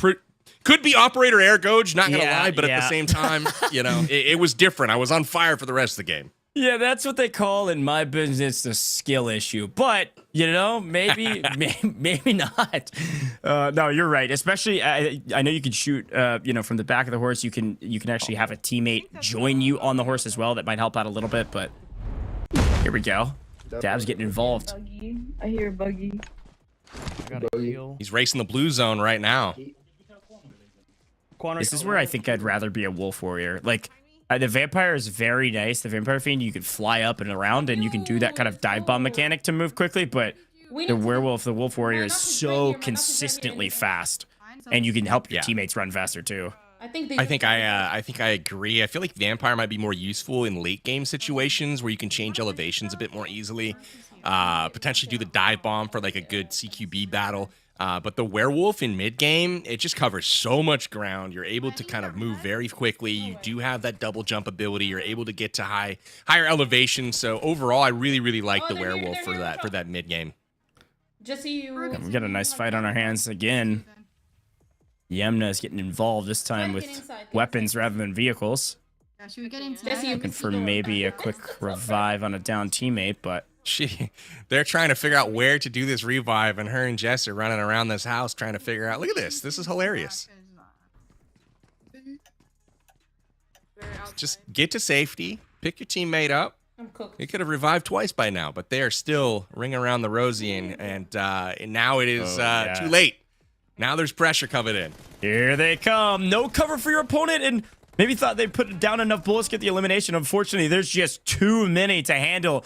Guess who it is? A support squad. NRG is back to play a spoiler as Yamna goes down. Good little overwatch here from range from Brittany and looks like Bella Fox, and they have been spotted out at this point, so I look for the support squad to just collapse on them quickly. So if I'm them, I'm either getting out of there very quickly before they flank from both sides, because they are at great risk of grenades right now. So I fully expect those grenade knocks to be coming in here in just a moment. Dad, let me go charge the Yeah, quick note, by the way, on the challenges. Squad wipe an enemy team. Uh-oh. It's about to get mixy real quick if it already wasn't. Now there's incentive to push this fight. Either way, even if you're down in players, you might want to go for this point. I mean, 6 points, and only 3 of the 4 teams can do that, so definitely one you want to try to grab. There is a horse. Yes. Damn. See you later. Look at how much stronger that horse is than that human, though. Just like that, Bella Fox and her squad have been eliminated. The Bella Bats, well, it looks like Brittany's the last hope, but she is not long for this world either. Now we can call it. Bella Bats have been eliminated, and they have fallen down the leaderboard, sitting in first place. Remember I said it was going to change hands? I think that's pretty likely at this case. Yeah, no, I totally agree. Especially, you know, I was seeing some of the challenge be completed by some of the other teams during that fight. Dab plays and the Dab's demons were able to complete a couple with werewolves in their pocket. They were able to do the charging bite. I saw that one come through, so looking good. And I think right now, Dab's just trying to find some loot after burning a lot of his meds in the blue zone and is not finding a ton, not yet at least.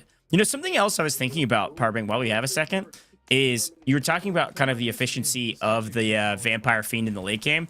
Fully agree. Also, because in that energy bomb that they throw and it unleashes the crimson gas, if you're in it, your opponents can't use meds. So it's actually a great zoning off device as well for people in the blue because they won't be able to heal. It's a great point. You've got the ability to grab those blood orbs from the elimination to regain health as well, so you got to waste time on the meds. So, again, I do like the vampires a bit later on in the game. They are a bit slower, though, admittedly, during that mid-game here, but we are headed towards late game. Maybe we'll see some more vampires. We can see a charging bite, perhaps, as it's in the challenge list, and that squad wipe and enemy team, for me, is a spicy one. It's still up on the board, able to be redeemed 3 more times, and for me, that's a massive one because 6 points we saw just after one game. I mean, 20 points was our leader, so I mean, that's almost a third of the points that have been accumulated at this point through one game, and that's just for one challenge, so I'm looking for that one to be completed by somebody. Yeah, I like that shot a lot as well because, oh, look at this angle. Good grief. We take a look at the map and the angle that Wynnsanity found. That's tough, especially if that was his support squad. But what I was going to say is, like, we saw a full team wipe a moment ago from the NRG folks, but they're not a part of one of these main teams, so they can't redeem challenges. Even though they're a support squad for one of the teams here, they actually don't count towards these. So you need one of these squads, Wynsanity's Werewolves, for instance, to get that wipe in order to get the points. Absolutely. It's all about the hero squad, right? About our participants here. And look at the ability for the werewolf to rotate so quickly, able to get to Brazen Rover before the enemy collapses on them. And in the background there, is that a horse behind the wall or is that a human? I mean, I'm just so fascinated with horses in PUBG Mobile. I don't know what to say. You guys saw a picture of you riding a horse on socials not too long ago, so Yeah, this is true. We'll take those. That support team up there on the hill, guys. Support team Rotating here. East 105. East 105. Hey, support team, I'm gonna be on this 3 stack right here. Who's on this horse? Who's on this horse? That's friend. That's not friend. There they are. This is so great. Oh no! Uh-oh. Vampire right here. Vampire on me. Vampire on me. Nice. What chaos, Goach. We've got vampires flying, shooting out of the sky. Wynn gets knocked. He turns around. Vampire gets knocked out of the sky. He turns to his left. There's a horse yeehawing through the battlegrounds. I mean, werewolves. You got the double jump, maybe in action here. Got to go up the wall. Oh my goodness. Let's see. This is absolute madness. Yeah, this is madness. And Ares is the one that actually dropped Wynnsanity, so he knows some opponents are up here trying to pre-fire. Doesn't connect. Oh no. Again, this could be a huge moment too.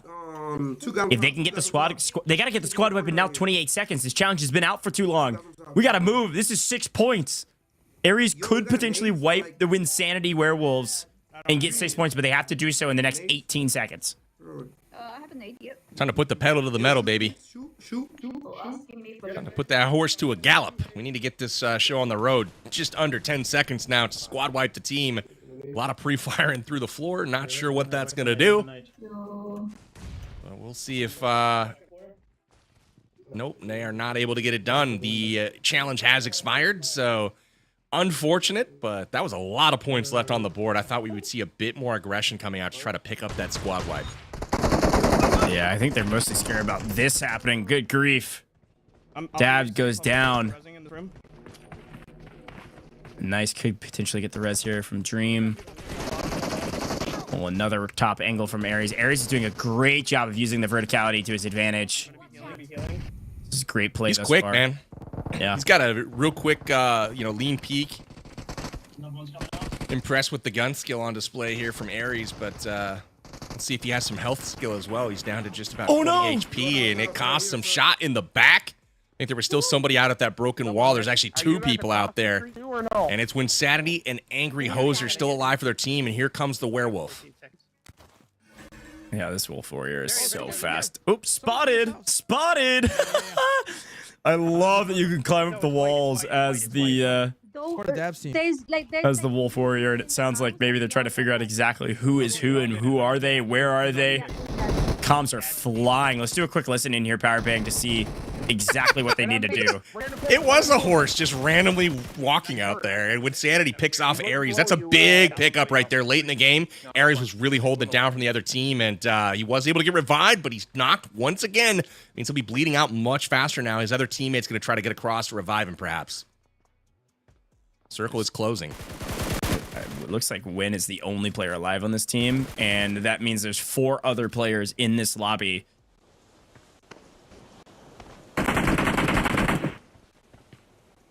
We found 2 of them at least right here. Look at this.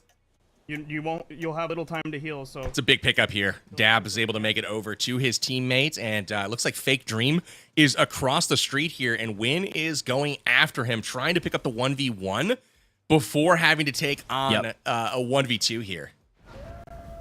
That's a great shot. Oh, no. Wandering.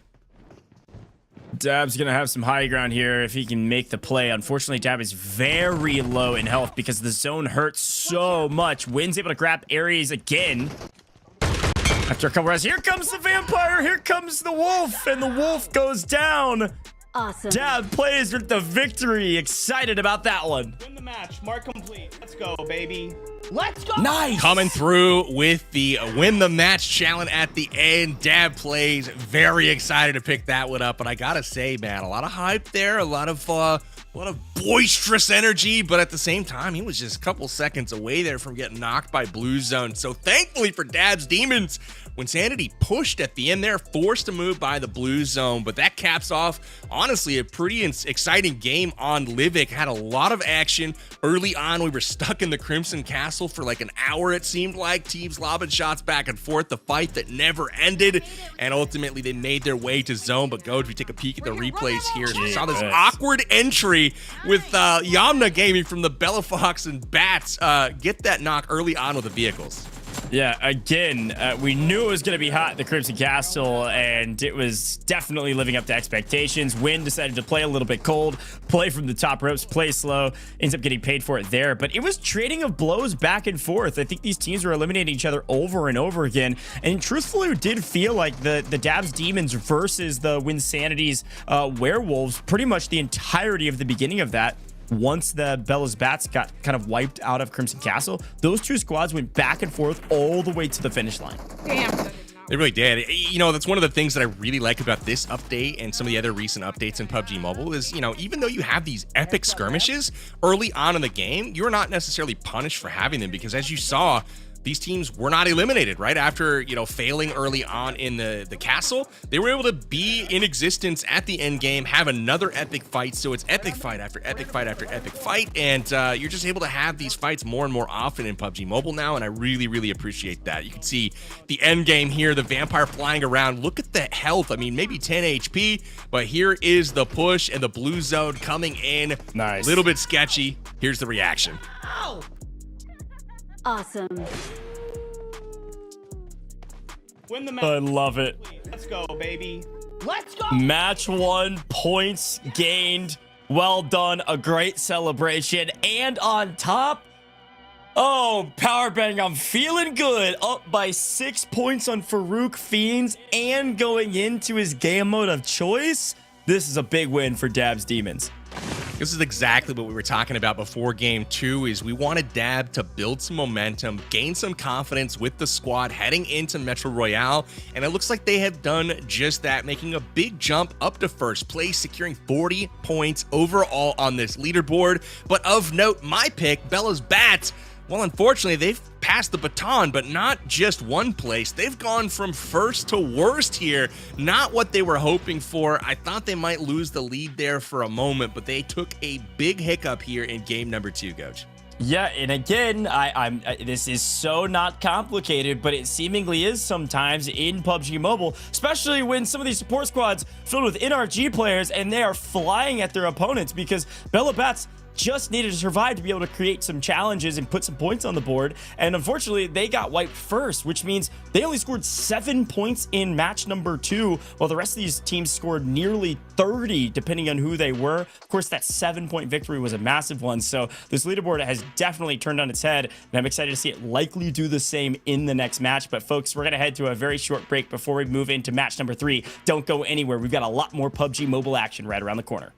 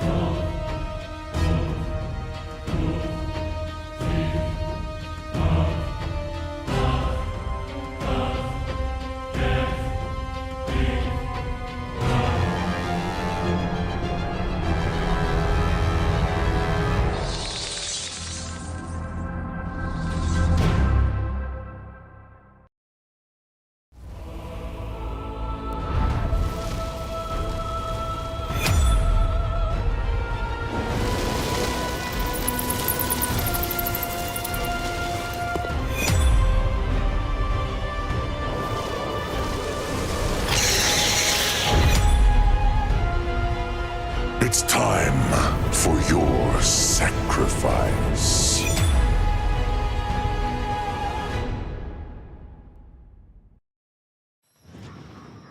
Well, welcome back to the PUBG Mobile Bloodmoon Showdown. I'm Goj, your host, and I've had a blast thus far already going through this entire incredible update. But folks, if you want to get your hands on this update, get your hands on PUBG Mobile now.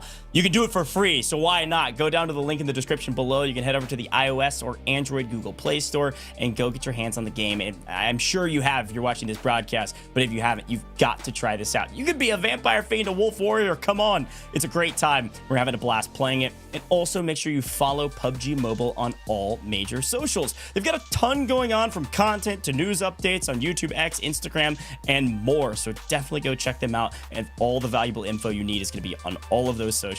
And all those links are down in the description below here on YouTube as well. I've got to bring back my friend Powerbang and talk a little bit more about what we're about to see, because yes, amazing things on the socials, but amazing things here on the broadcast as well, as we're about to move into a whole new game mode.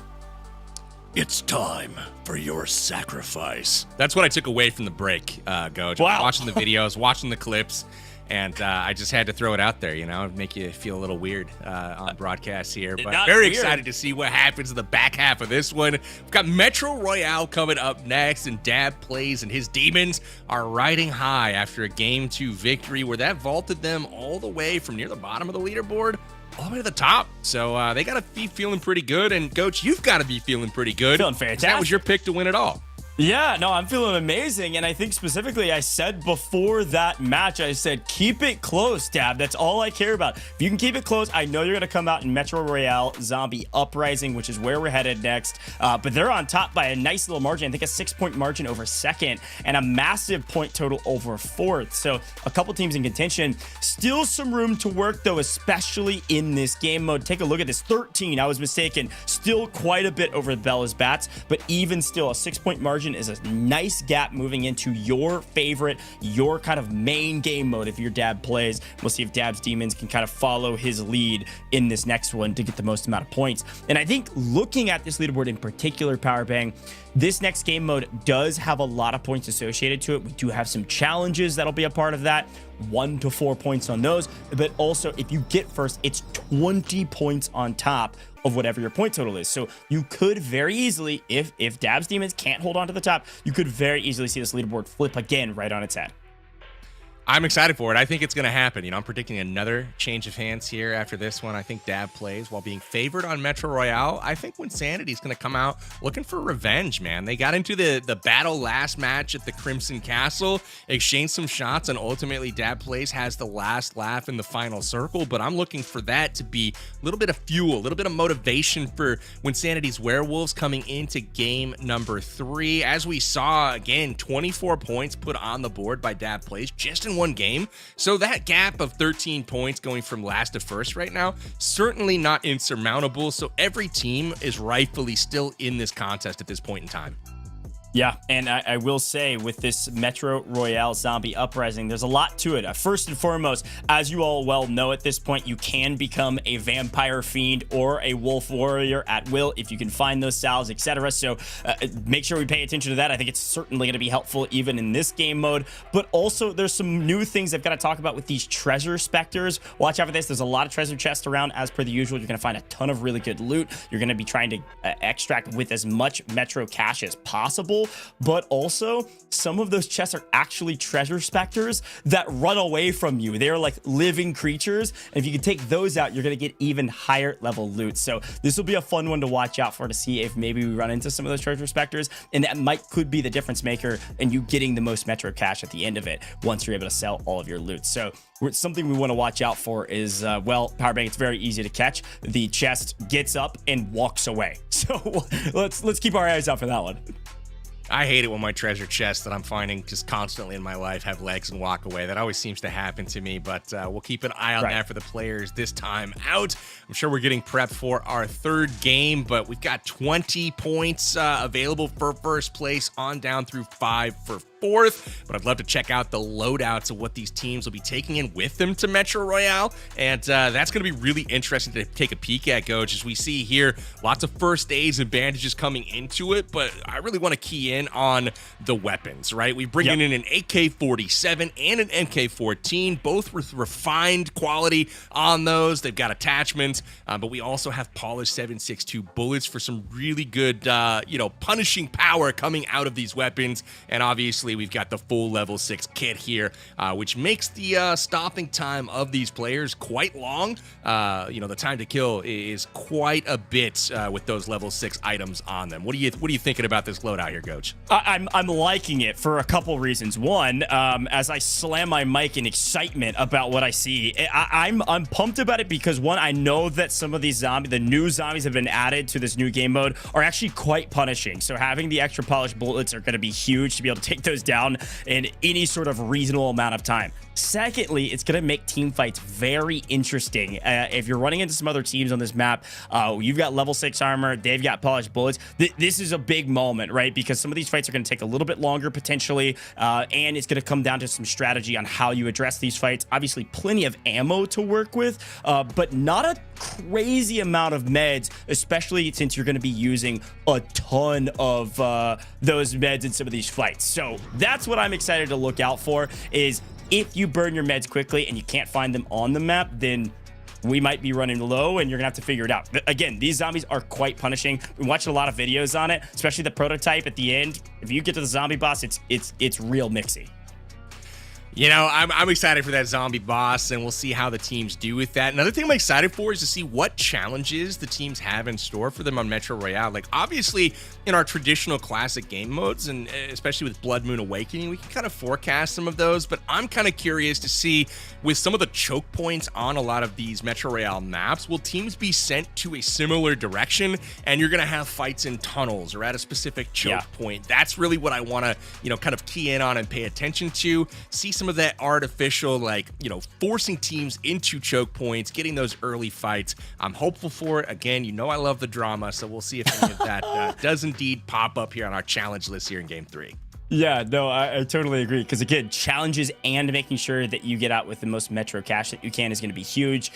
So we'll be watching out for both of those things, both important. And I think prioritizing the right things at the right time is going to be massive, which is again why I think Dab's going to be a huge boon for his team to potentially win it all here in this third match. Of course, we have 2 more matches after this. This is not all that they wrote necessarily, but it is certainly going to be a massive boon for our leaderboard in terms of how many points you can gain. Because in some of these other game modes, it's not that many points in comparison. So this is probably going to be a chunk of points that it will probably delineate whether or not you even have a chance to win in particular. So I'm actually looking at Bella Bats. I'd love to take a look at them in this game mode, see what they do, because if they don't have a good game in this one again, in the 4th and 5th matches, it's going to be really tough to try to claw their way back to the top, or at least even have a chance to be at the top. It really is. So they definitely have to put some momentum together, build that confidence, just like Dad Plays and his squad needed to do after game 1. You know, they went into game 2 and they did it, right? They earned it. Bella's Bats in a similar position now where they've got to do that now, because the interesting thing is while we know kind of what modes we're playing here in the future, they are World of Wonder maps and we aren't as familiar with, right? How do we score points on these maps? What does Erangel in 100 years actually look like? Yeah. You know, I think that's going to be really, really interesting. Again, I'm so excited to see what that holds for us. Make sure if you guys are following along right now that you stick around to the end of the broadcast, because we're going to get a chance to see after climate change what Erangel actually looks like in 100 years, and I'm so here for it. Yeah, no, I'm really excited about that one. And there's a really cool campaign, the Play for Green campaign, that we'll talk about a little bit more later as well, that this is all a part of. So that'll be a very fun and really important conversation to have at the end of this broadcast. But for now, we are focused on zombies, Power Bang, all right? There's zombies all over this map, and there's a lot of loot we got to find and a lot of challenges to complete. Our game has been launched. We are about to hop into match number 3 of the day. And again, I'm really the onus of responsibility on this one is on Bella Bats to keep themselves in this event and still have a chance to take the title, because down by 13, it's going to be difficult if they don't secure the most amount of points they can from a ranking standpoint. So I expect Bella to really focus on getting as much good loot as possible, gold bars or otherwise, to get out with so that they can sell them for all that Metro cash that they need to win. So let's head into game and see what happens. Let's see what Bella's able to do, and let's see what the rest of our teams are able to do, and maybe some early encounters if they know the choke points. Absolutely. We've taken a peek here at the map. We've got 3 squads on, or actually 2 squads on each side right now, east and west. So they are going to be converging together. Who will head towards the mine warehouse first? You can see Yamna Gaming along with Bella's Bats in a good position to actually be able to hit those tunnels and get there. Yamna has been a standout too in recent Metro Royale events, being very, very good at looting, staying alive. So we'll see if Bella can actually build that momentum we talked about here. And one final point here, Goach, before I pass it over to you. This is about zombies, and I just want to point out that they are green, so it was going along with the green theme. Just wanted to point that out. You're right. That's my bad. You're 100% right. Always, Power Bang. I should never question you. Great shout. And as we take a look at the top right corner of our screen, we've got our 2 challenges already active. We've got and we've already got some early aggression from 2 teams on the one side. So 1 knock looking for a second. And again, we talked about some of these some of the loadout stuff that we came in with. We're already going to be burning some of our meds, and we're already going to be taking some of these fights pretty aggressively. You can see Angry is actually pushing up, trying to find a closer angle, maybe get a wipe here. Absolutely. So early knocks here, and we take a peek over to Dr. Chemist and Farooq's team. You know, Farooq already out of the fight, not what they were hoping for. So it's 3 players now against the rest, and you know that is certainly not the start that they were hoping for. I was about to mention Farooq and his squad as we were kind of leading up to this game. A lot of attention's been put on Dad Plays, a lot of attention put on Bella Fox at this point. But Farooq is just kind of has been there, and they really need to get something going here as well, as they are also starting to slip down the leaderboards. Again, Wynnsanity and the team on his side have been very, very communicative, very, in your face. We've seen a lot of them, but right now looking for Farooq here to pick things up and lead his team from the sidelines for the moment, but we'll see if he can do some great calls from the sidelines. Yeah, and I think, something that we, seeing the map called out almost immediately is like, oh, 2 on each side means we're basically going to have a team fight immediately off spawn. They know where these other teams will spawn. They probably know spawn points on the map. And because of that, it's going to be a fight for the side of the map that you're on. And then we'll likely only have 2 real teams completing challenges as we go forward, unless maybe a solo or a duo is able to sneak out of that fight and run away. And I think that's going to be a crucial part of this map in particular. There are so many points on the board for this match that if you lose your first true 4v4 and you're not able to loot, you're not able to really do anything, there's a good chance you're walking away with very little points on our leaderboard comparatively. This is probably the most important moment of this entire match. Absolutely. I mean, just finishing first versus fourth right now is a 15-point difference in standings potential. So this is going to be an absolutely crucial game for all of these teams. Some of these squads desperately need the points to get back in the fight before we go to World of Wonder, but some of these teams, can really help secure themselves a top spot, trying to get those bragging rights of finishing on the top dog spot of the evening here. It can all be had right here, right now on Metro Royale. I know we're right in the thick of the fight, but would love at some point soon to see the map as well, because I'm curious if we did have any leakers, right? Did anybody squeak away, and actually secure themselves a bit of a safe area? But we do have all the teams right now kind of, staring at each other, getting some fights going on, and another knock on the field right now from T-Mags, and that's Wynnsanity's Werewolves with another knock in their win column here. Yeah, and again, nobody's looting right now because you can't afford to, right? 2 teams close to each other. You want to wipe this squad. It's a boon for you because you have an entire half of the map to loot once you wipe this team, and it's also a boon for you because your opponents are not looting. But here we go. There's a mutant on our screen right now. It's Bella Fox. Apparently, Bella's Bats, they've heeded the call, and as expected, Powerbang, they are focused on making sure that they loot. So this is a nice play from them, given that they're able to do so. Absolutely. It looks like we did have some teams disengage. We have some zombie fights here. Lots of loot on the ground. You can see that schematic right there. We're 30,000 Metro cash, so that's absolutely huge. That's why you want to take on these boss fights here and try to get those mutants down to get those schematics and other high-value loot. Obviously, teams looking to pick up those gold bars as well. You always love a 500,000 Metro cash prize as we see another fight here coming in. Boss is dropped, and looks like we'll have another schematic potentially on this corpse as well. Nice. Yep. Another schematic as expected. Another good loot as well. I think that was purple. Didn't see what it was, but even still, probably some nice cash value to it. We're going to load up our backpacks. And then as per the usual in Metro Royale, you're probably going to get to a point where it's like, okay, what do I want to keep in my backpack? What do I want to drop? So we'll see what we do when we get there. But with a big backpack, we got plenty of room. And right now, Dab is doing everything that we expected him to do, which is, oh yeah, here we go. This is one of those fights I was talking about. If you're not careful, this is actually a pretty difficult fight. Some of these prototype mutants are wild, and they will get really aggressive really quick. We need to take this boss. You can see how one player is trying to distract while the other loots, and looks like that has failed for the moment, as the variant F mutant here on top of Dabs throwing those flames, and you can see if Dabs is not careful, he's going to go down to this guy, less than half health remaining right now, while this opponent just now hitting that halfway mark. So we'll see if he's able to connect with any more flames.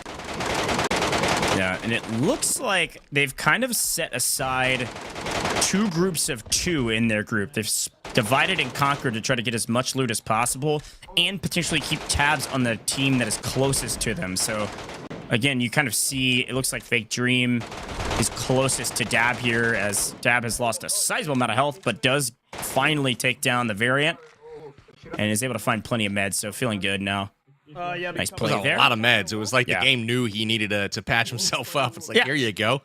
I'm gonna be honest, Powerbank. I do not find that many meds when I play Metro Royale. At least not on that concentrated of bodies. You got to do a lot more looting to find those. So that was a nice boon after a fight like that. Okay. Impressive. You can see Ares transforming into a wolf warrior here, getting that werewolf costume skin on, and that should allow them to complete a challenge here. You see Dab's Demons turning into a vampire and collecting one of those as well. So teams start to pick up those challenges, and that is going to be huge for all of them. We've got to keep an eye on that challenge leaderboard because that's where these points truly matter. And again, to recap the rewards for teams finishing in order here, 20 challenge points will go to the first place team in Metro Royale, 15 for second, 10 for third, and 5 for our last place team here in order of finish. Yeah, a great shout on that. And we can keep our eye to the top left-hand corner on the earnings, the total earnings in particular, as it looks like Dr. Kimmis is deep in some trouble here on the outside of the map. Trying to figure out where to go, but luckily has plenty of meds still. So he's going to work back to his team, and they're going to work together to hopefully complete some challenges, but also just keep tallying up those total earnings. Down a couple players, though, it's going to be difficult to do well in terms of total earnings, right? Like, you only have 2 players that can carry loot out. Like, I'd be impressed if this team is able to get top 2 in this match. You have Vampire, right? It's going to be tough. They're going to have to eliminate some other players as well. Let's see if they actually choose to do that. But turn our attention underground here to the mines at the moment. And we've got werewolves in the subway station here. So this is not something that you see every day. But, man, if it doesn't make it easier to get around this mine warehouse, if you have a werewolf to help transport yourself, I love this update. Those mines are often very challenging to traverse because you either need the railway car to get down those tracks quickly, or you're just running down the tunnels, and that's where your team just honestly gets obliterated more often than not. No, that's exactly what I was about to say. Like, the Wolf Warrior there is so dang fast and can speed up your teammates with the howl. That is actually such a massive boon in this game mode. Something I didn't really consider until I saw them just charging down this mine path, because frankly, the limiting factor oftentimes is just how fast you can get around the map to find more loot. So well done there, as Yamna is, well, prioritizing looting, and there are so many zombies. What were we thinking? Oh no, those dogs just bit her in the butt, and she goes down just like that. Oh man, that's gonna be curtains for Yamna. I don't think her team's gonna be able to get there in time. Just too many zombie mutant dogs, bosses running around. She is in a bad way, and maybe didn't take that zombie threat seriously enough. Yeah, you know, sometimes you've got one mutant dog on you, and you're like, that's fine, I'm gonna finish my loot here. But when 10 are on you, and they're stopping you from even running around them, yeah, pretty straight. And you run to the corner? Yeah, that's right. And you put yourself in a corner, that's a tough way to go out. Man, that is a tough one indeed, and that is not necessarily what Bella's bats were hoping for, as they needed all of the backpacks available for them to carry out loot this game, as they've got some massive ground to make up on our challenge leaderboard. That leaves just Jess, Bella Fox Gaming, and one other player to try to make it to our finish lines. We take our attention over. It looks like Dab Plays is taking on, I believe this is Wynnsanity squad here, down in the radiation zone. Plenty of time still on the countdown, but radiation zone could be a great way to get some extra loot. I think Ares is trying to... where it's at. Yeah, he's trying to play it safe right now. And Mango, watch this side. So watch out. So Dabs and a dream don't get. I'm saying, yeah, like Ares' background really kind of blends in with this environment right now. You know, it makes it seem like they're in person. It's a great shout. I like that. I think it's like the exact same color as his green screen. Yeah, man, the chroma key would go crazy right now on the radiation zone. I think they're really trying to set up for this team fight well. This is truthfully one of the most crucial moments in this game. And of course, if you play Metro Royale, you know that slow pace usually will pay off. And unfortunately, I think that is exactly what's happened as Ares gets an elimination there on Angry. You hear the what? That's what a lot of Ares' opponents today have been saying. This man has been showing off the gun skills. He's gotten some impressive elims today. and he doesn't look to be slowing down at all. Nearly full health, and wielding that MK14 and really making opponents pay. Right now, Dab plays and his squad's still at full health. So, they got all 4 of their squad members up at full HP. That's a scary squad, and it's just Wynnsanity and T-Mags on the other end, and they're going to try to make something happen. But they're kind of stuck here now, right? They've made their way to the radiation zone, and now it might be difficult for them to actually leave and stay intact. Yeah, and again, we're got to keep our eyes at the total earnings, right? That's where a lot of points are, too. Yes, you can. Yes, you can. Yes, you can. No, not only the slam, but you can do. There's a potion you can throw. No, that does not do any damage. It just stops him from being able to heal. Yeah. Oh, is that it? Okay. Yeah, that's why it's. Yeah, so I guess. There you go. We're learning the update as we go, Powerbang. I like that. And he's right. It does prevent them from healing, but it also sets you up for a nice dive bump to do some damage, push your enemies away, and you can immediately pull out your weapons. So I like the vampire a lot, but I hear the kind of thoughts there from Wynn of like, do I actually even want to try that when there's only 2 of us and there's 4 of them? Because frankly, you do put yourself in the air and kind of become more similar to a bird sometimes, and getting shot out of the air is pretty easy. The answer is always yes. When it's, do I want to try this? It's yes. Unequivocally. Doesn't matter what the actual question is, it's yes. We do it, we try everything once, and in Wynn's case, it may be kind of like a turkey shoot here if he does choose to try to fly in there. Not that turkeys fly a whole heck of a lot, but you get the point. Bella Fox here still trying to get those challenge points, and that's huge because she's starting to creep her way up the leaderboard right now on those challenges, and she's staying out of fights at this point. Yeah, and again, it's what we expected from her. I think this is the right play. Go for challenge points and loot over fighting your opponents. Like, don't worry about what they're doing from the points total. At this point, you can't. I think you just go for as many points as you possibly can. That zombie was raving. I mean, they were just out there partying like no one's business. So they're already talking about the return point. I mean, like, I know that some teams are going to die. That's the other thing. We have to remember that. Like, I have 377,000. Total earnings for our team is 680 right now. That's not enough, Bella. Yeah. We need more. That's what I was going to say. I'm pretty sure I would love if we can production to go to Dab right now, because I think Dab's Demons total earnings is like 2.1 mil. Yeah. Yeah, okay. I mean, we knew they were going to be on top, but that is a gigantic margin. But again, you could go for second here. I mean, it's still, 15 points. I mean, that's a great value add. I mean, it's not uncommon here on this map to, if you fully loot it, survive to the end, all 4 of your players make it out. It's not uncommon to come out with 4 million loot value. So, I mean, to be thinking about standing pat on 600K, I don't know if that's the right strategy, but they are right. Maybe the other teams don't make it and they're able to pick up maybe a second place or something like that. And that's still worth 15 points. So, maybe it's not an overall bad strategy, but it certainly won't be good enough for first place. Yeah, I think that's actually a great call out. I mean, you look at this team, right? They've got a ton of, it looks like 750 or nearly that earnings across the board with just 2 of them. But if they get knocked here, I mean, they get eliminated by whoever. So a chance that goes down by a sizable margin, right? Because you're not going to be able to get out. You'll still have some after some eliminations and such that you find on the map in theory, but I don't know. Yeah, definitely high risk, high reward, but we'll see. Now, we've got a couple things still on the board here. We've got an elimination as a vampire, an elimination as a werewolf, of course, defeating the zombie boss. Only one team can do that. That's the interesting one for me, Goj, is one team, one zombie boss right now, but we might see multiple of them converge on it. 4 points on the line here, and that's a lot, relative to the total number of challenge points that have been awarded so far. I mean, we're looking at 10% of the overall value of someone's score just from one zombie boss, so we'll see who's brave enough to go attempt that one. Is that multiple? Yeah, I think the only problem is, since everybody has the challenge active, everybody knows where the zombie boss is.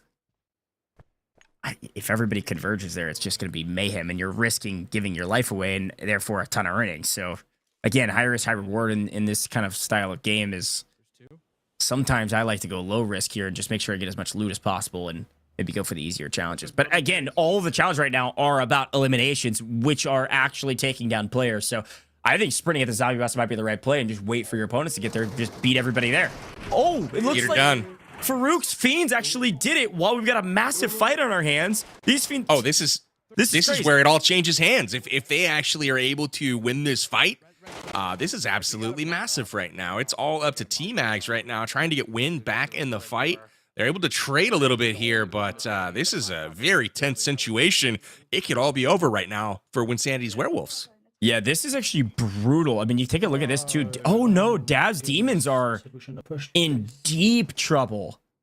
Oh my, we've lost all 3 of our teammates here if you're Mango. Nobody said to come over. Dab's Demons are like nearly fully eliminated, and Mango by himself at this point has to make the decision. Do I play for this fight? Do you remember that 2.2 million in loot that they were holding? Well, it's down to 90K. Yeah. So Mango needs to get this back. It's a 1v1 right now, if we recall. Oh, no. And there it is. He gets it back. Massive, massive for Dab's Demons. That is so huge. I don't know if they realize that there's no one else here just yet, but holy cow. Wow. Now it's about how much can he carry, because it's certainly not going to be all 2 million. Where's yours? Oh my goodness. Well, frankly, if he can even just get a respectable number, this would be giant, right? You've got a lens there you could pick up. And yeah, at this point, you're just dropping everything in your inventory, meds, ammo, everything, and only going for value here. Look at that. Jumps all the way up to 1.2 mil. We got to rewind the tape a little bit, Coach, man. I got to give Bella a little bit more credit for the foresight to say, hey, not all these teams are going to survive. Like maybe we consider getting out at this point in time, 650K. You know, again, it's still not enough for first, but Wynnssanity's off the board now. And I don't think that they've extracted just yet. We'll take a peek in on them here shortly. But yeah, they're still out here, all 3 of them. And we take a peek in on their earnings. They're up to 900,000 right now. So they're in striking distance of actually taking the top spot on the leaderboard. We'll see if they can get it done. But overall, Bella and her bats have got to be liking this situation. It's what we needed from them. I'd love to like do a little listening and see if they're talking some more strategy. Yeah, you think anyone will be there now? I don't know. You guys could get third parties, that's the thing. I know. Yeah, oh, yeah, that's true. Because I feel like everybody is trying to third party over there as well. So. We're almost to 1 million. How much is everybody's earnings? I'm at 508. Is it the 205? total? I think that also takes into account. Oh, no. No. Wait. Oh, it shows our total earnings 971, 768. I'm at 205. Does it take in our value of what you're wearing? So Powerbang, what I love about that listen-in is one thing that they don't know is that they're actually the team with the most players still alive. You've got one team fully eliminated, one team with 1 player up, likely trying to extract, and then here's a look at the Farooq Fiends, and they have 2 up, right? So technically Bella's bats actually have a huge advantage right now, having 3 players in the levy. They could potentially try to take some of these fights, wipe everybody, get first. You could play safe since you've got, nearly 1 million, but if you could pick off and correctly figure out where some of these teams are getting out, I just think they're playing for more of the low risk strategy of like, we get out no matter what with our earnings. And they were kind of discussing when we did that listening of like, do we think somebody's going to be over there? No, that's where we want to go. It's really heads up observation. And one of the things that I didn't hear from the listen-in was if they had recognition that there was a squad wipe and that, some of the other teams were actually eliminated. We didn't, we don't know if they know that or not, or if they were watching their elim feed. Remains to be seen if that's the case. But one thing that I also heard was that they are playing a bit tentative right now, very concerned with third parties, not really, if you knew that, another squad was fully wiped and, lost a few members on another squad, they might be playing a bit more confident, taking the initiative into their own hands. But right now, they're definitely playing more reactive PUBG Mobile at this point in time, where they are in the driver's seat, whether they know it or not. So we'll see if their playstyle adjusts here as the game goes on. Well, I will say, Farooq Fiends have moved up to 1.2 mil, and they beat the zombie boss. So they're actually very close. If we could, I know production, if we could check out Mango and see if Mango's going to decide to extract now. Or, I think, which extract do you go for at this point? Which one do you get out from? Like, there's a lot one at the of end pieces. of this tunnel. Yeah, I mean, that's where he's going for sure, but only up on Farooq Fiends by what, 100K or so? Like, they could very easily eclipse him in the final 8 or 9 minutes or so of this lobby. I think given the backpack space here, Mango's got to go for the extract. If you can get out of here, I mean, 1.35 million plus 2 elims, you know, for the squad. You got to take that and try to just hope it's enough at this point versus risk it in a 1v, however many you end up encountering along the way. Dab plays in his squad. Honestly, we're lucky to even, you know, make it out with their loot because they did have that 2v1. And, you know, somehow, some way, we're able to win that skirmish, come out with the loot when everything looked lost for a moment there. Yeah. That's a great shout. Okay. I think that's exactly what we're watching from Mango. You can see everybody's like location Bella, on the map. Yeah, they're headed out. Yep, Bella's headed out. Mango's headed out. Which means the Farooq Fiends are just going to clean house here and continue to try to figure out what they can fit in their backpacks, frankly. They could extract with the most, frankly. And that's they were the first team, too, like at the very beginning of this lobby, that lost Farooq and their fourth. So the fact that they've been able to regain this heavily and potentially win this map is wild. Yeah, I feel like this has been a wild game of momentum shifts and just changes. Very dynamic gameplay here. You know, one team looks like they're in serious command, and then all of a sudden it's someone else, and then it's back to the other team. So who knows how this one will actually end up. 3 teams still on the battleground at this point in time, all of which have the ability to change things up. And they did find Farooq's body. That's intel, Powerbang. That's intel. You know, at least one member of the Farooq Fiends is down and out, which means they are not at a massive disadvantage if they run into him. And they found another one as well. Hey, what the heck? I'm not ready to go down there and get pwned yet. Was there anything in there? See what I mean, though, Go? I know. They've got this mentality of, like, we're going to go somewhere and get smoked.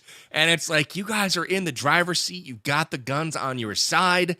You know, things are looking up for Bella's bats. They've just got to shift that mentality to really take charge and own the battlegrounds. On my thing, what the heck? Yeah, I do think it's like, okay, you have info on only one of the 4 teams, though, right? Like, you only know that you have an advantage over Farooq Fiends right now. So maybe safety is the way to go, but even still, quick look at total earnings. They're at 1.15 now. This is going to be actually very close, pending some eliminations. The quantity being 4. I'm not sure who's going to take this. It's too close to call right now. The interesting thing, though, is, you know, they chose not to extract earlier when they had 650K, and they've doubled up their loot from then. So, I mean, it was the right call to stay, but now, as each passing moment goes by, is it the right time to leave now? And that question will continue to be more and more pertinent as time goes on here. You get a nice little elim here of a zombie on top. No loot on it. But Dr. Chemist and WPGN are trying to tag team it to the end, sitting on 1.6 million with these guys. And it's very, very close right now, Coach. Yeah, it is close. 1.6 is pretty nice, though. And again, I'm just impressed that these guys were able to make it out. Oh, look! It's our friend! First time seeing them on broadcast. I love it. Been waiting to talk about these treasure specters. This is awesome. I told you, they just get up and run away from you. Double gold bar. Come. Oh, wow. Wow. This is a game changer. Yeah. Gold bars on this one, and we are going to see a spike in loot right now. Is it time to leave, though? They're up over 2.1, 2.2 million now on just 2 of them. 2.4 million. They are crushing it. This treasure specter was an absolute game changer. Yeah, this is what I was excited to see. I was starting to get worried we weren't going to see one, but it is definitely a game changer. And that's what I was talking about. It's like just such more valuable loot out of this. That's going to push them way up our earnings leaderboard. So, Mango, you've done it. You've run as far as you possibly can and finally are going to be able to get out. Well done to have a solid map. The question is, will it be good enough? 1.471 is what I saw on the board. But again, some calculations coming through. We'll see who gets out with the most. Doesn't it? Maybe we should call it. Wait, let's come down here real quick, see if there's any boxes. Yeah. Hold on, wait. Someone's called in a helicopter. Check that. Bella's bats are aware of it, and they're wondering if they should do the same. What are the footsteps I hear? And Mango has escaped with 1.5 million loot. Says it's coming. So things are tight, but with the recent Treasure Spectre find from the Farooq Friends, they have taken control of this match, and now it's just a matter of can they get out of here in the next 3.5 minutes to safety. I'm kind of scared. Oh god, it's just no. It's a pro player. It's nothing. It's pro player. Is it pro player? Is it? Pro player No. everywhere. Oh, okay. We got to use scared that me. word now. See, now that we actually have pro players, we can't use that word anymore. Are we leaving? We're leaving? I love how they were getting jumpy on the side of a real player. I will say this is sometimes like when you play like traditional PUBG Mobile, you're on Aaron Keller or whatever. It's like you see players, you're like, all right, yeah, we're taking a fight. Metro Royale, it is a little bit more spooky. Like taking some of those fights, especially with the unknown of how many are on the other side or otherwise, like. I don't know. Sometimes you just gotta say, okay, let's take these fights from another angle. Let's play really, really slow. We don't want to risk losing our loot. There's just more kind of on the line, it feels like. There really is. There's a lot of tension in these games, and I don't know if you're anything like me, Coach, but when I look at some of these mutants and these bandits, oftentimes I mistake them for real people. You know, see a head poking up in the distance, and I'm just like, man, is that some? Oh, never mind. We're good. Yeah, every time I play one of these games and I see that, I freak out a little bit. My heart rate rises, and I'm gonna take some headshots just to make sure. I literally even typed in the chat earlier thinking there was somebody that was taken down, and then I got confirmation they weren't actually a person. So I'm feeling good right now. We're locked in, and right now we've only got about 135 seconds and so we're counting to get out. No. Hey, where'd the helicopter go, bro? Shots fired here. We're down to just 2 minutes. Here is the extract. They've called in the helicopter, not wanting to risk it and go towards any sort of extract point. That's a massive, massive pickup. Farooq Friends looking to bag 20 points here for the victory. I don't know if they'll have enough. We'll wait and tally the scores here shortly. But hard on the charge here towards the end is Bella's Bats, and they are trying their hardest right now to lock in those challenges. You can see 20 points available for first place. Is this it, guys? This is it? Yeah. Things were stressful for the Bella Bats, but they were able to do it with 3. 3 backpacks are better than 1, and the final team extracts and gets out. Very well done across the board, though. Everybody gets out except for Wynnsanity, which means the Wynnsanity Werewolves will be getting 5 points likely. Technically, we have to do some calculations. I think I know, though, that they will be in 4th, which is 5 points. And then otherwise, I don't know if they completed any challenges either. So a lot of math behind the scenes, and only time will tell if you've completed challenges. I think Farooq Fiends actually win out on that one, though, Powerbank, from just my eye test, right? They had a ton of loot. They also take down the zombie boss for some extra points as well. I think they're going to be feeling the best coming out of it. I absolutely agree, and to kind of piggyback on that point, my favorite thing that was said from the listen-ins on those team comms was right at the end of that match right there. Bella and her bats were making an observation like, hey, we got 1.3 million loot. It's pretty good. It's better than we were doing earlier on in the game. I mean, it's definitely better than Farooq Fiends. We saw them dead on the ground, right? And so with that, they're thinking like, man, Farouk's team choked in this one. Yeah. But little do they know that while they did lose a member or two early on, they had some clutch performance and a super huge Treasure Spectre hookup late in that match that probably is going to put them over the top with some massive challenge points. Yeah, and again, as expected, we talked about this. The leaderboard could completely be flipped on its head again. The first map, Bella Bats were on top. At the end of the second map, after Livik, they were at the very bottom by a sizable margin. And now into our Metro Royale Zombie Uprising. Who knows? They could leapfrog at least 1 or 2 spots, if not all the way to the top. Let's take a quick look back on some of the replays from that one, Power Bang, and see how it all shook out, because some early action as expected, because our 4 teams rather, split up almost into 2 different squads on opposite sides of the map, and they fought each other early and then moved on their merry way to go loot and take down some of the variants. Man, some of these zombies and these bosses early on, they just hit hard, man, and it left these players a bit weak, and they're having to patch themselves up, and ultimately going into some of these team fights that we saw, you can see that that half health isn't really beneficial when you're starting to get snuck up on by an opposing squad here. But Vampire, Fiends in action right now in this one. And ultimately, this was my favorite play of the game. Going for the chest in the corner and realizing, oh crap, I am in a bad way right now. Yamna goes down in slow motion, no less, and is eliminated. See her reaction in our bottom left corner there. She's not thrilled with that one, and ultimately one of the longest lasting members on her squad out early. Yeah, and this was one of the key moments of the this last match, was the big team fight between the Wynnsanity Werewolves and Dab's Demons. Dab's Demons come out on top, but at what cost, right? It was Mango alive 1v1 against T-Mags there and was able to get the victory. But this maybe, if that was the top moment, the most defining moment, this right here was maybe the second most defining moment. Taking out the Treasure Spectre, able to get a ton of loot and a high value loot, likely pushes the Farooq Fiends to the top of the leaderboard in terms of just raw Metro cash at the end of this one. So some fun moments. Almost everybody gets out with at least some members of their team, and I'm really pumped to see what this leaderboard looks like, and I'd love for Powerbang to break it all down. My goodness, we were right. Farooq Fiends on top. Wow, the gap has widened here from first and second place. You can see Farooq riding high after clearly a bunch of challenge points going in their favor that game. They have a massive game 3, find themselves on top of the leaderboard, and as predicted, it's a third leader for today.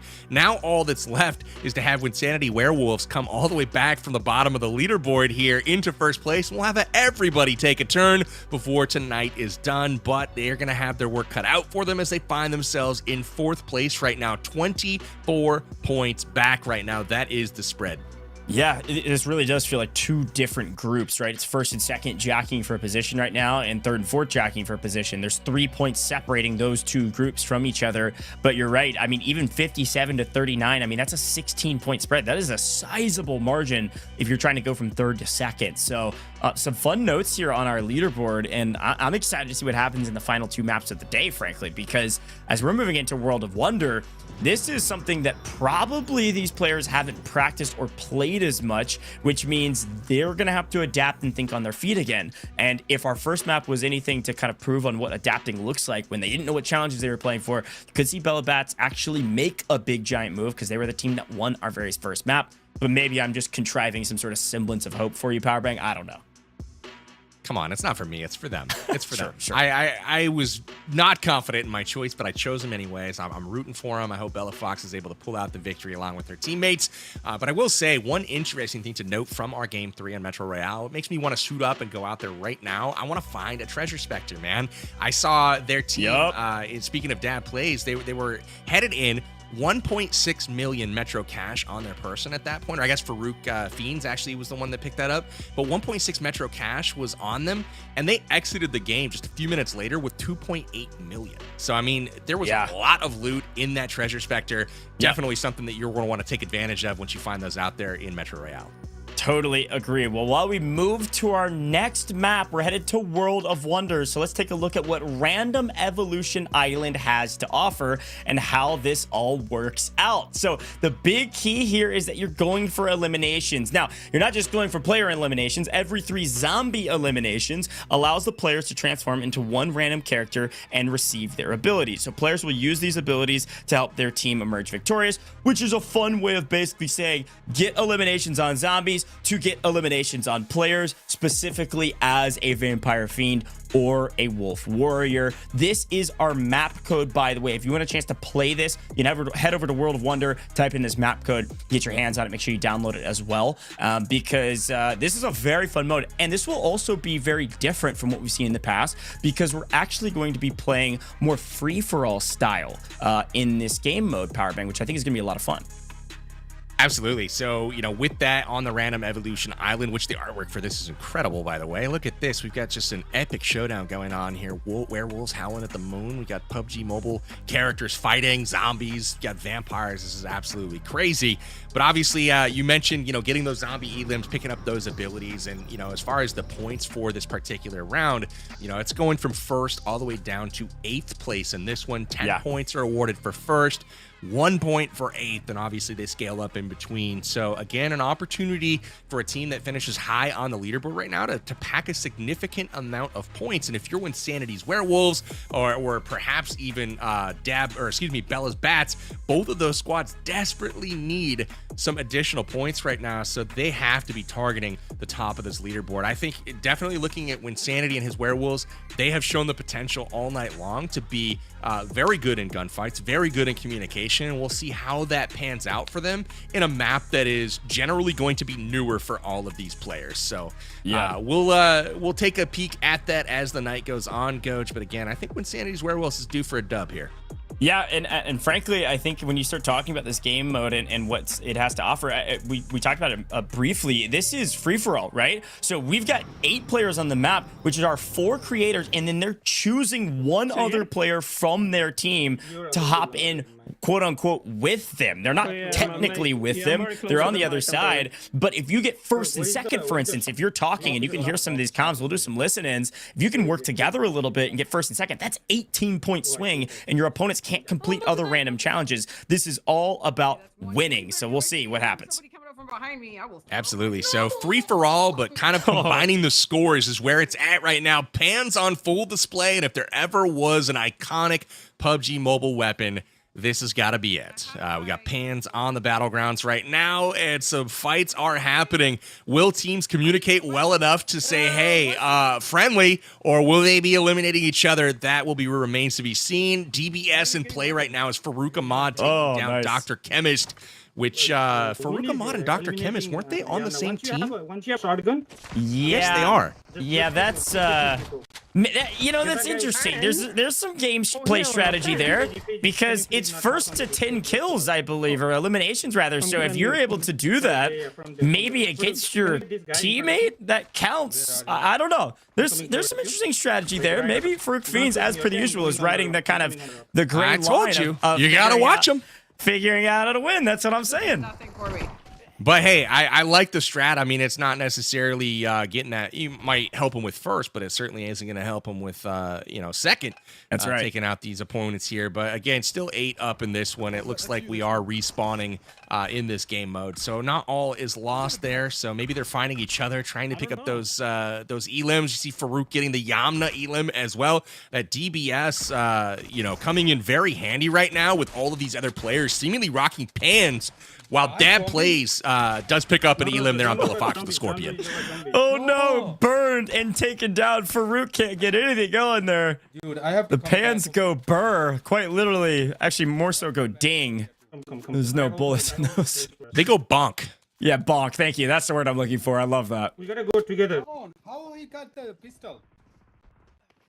DBS on the high ground here for Dr. Chemist. Connects a couple of times. Not enough so far. Oh my goodness, what an absolute tank.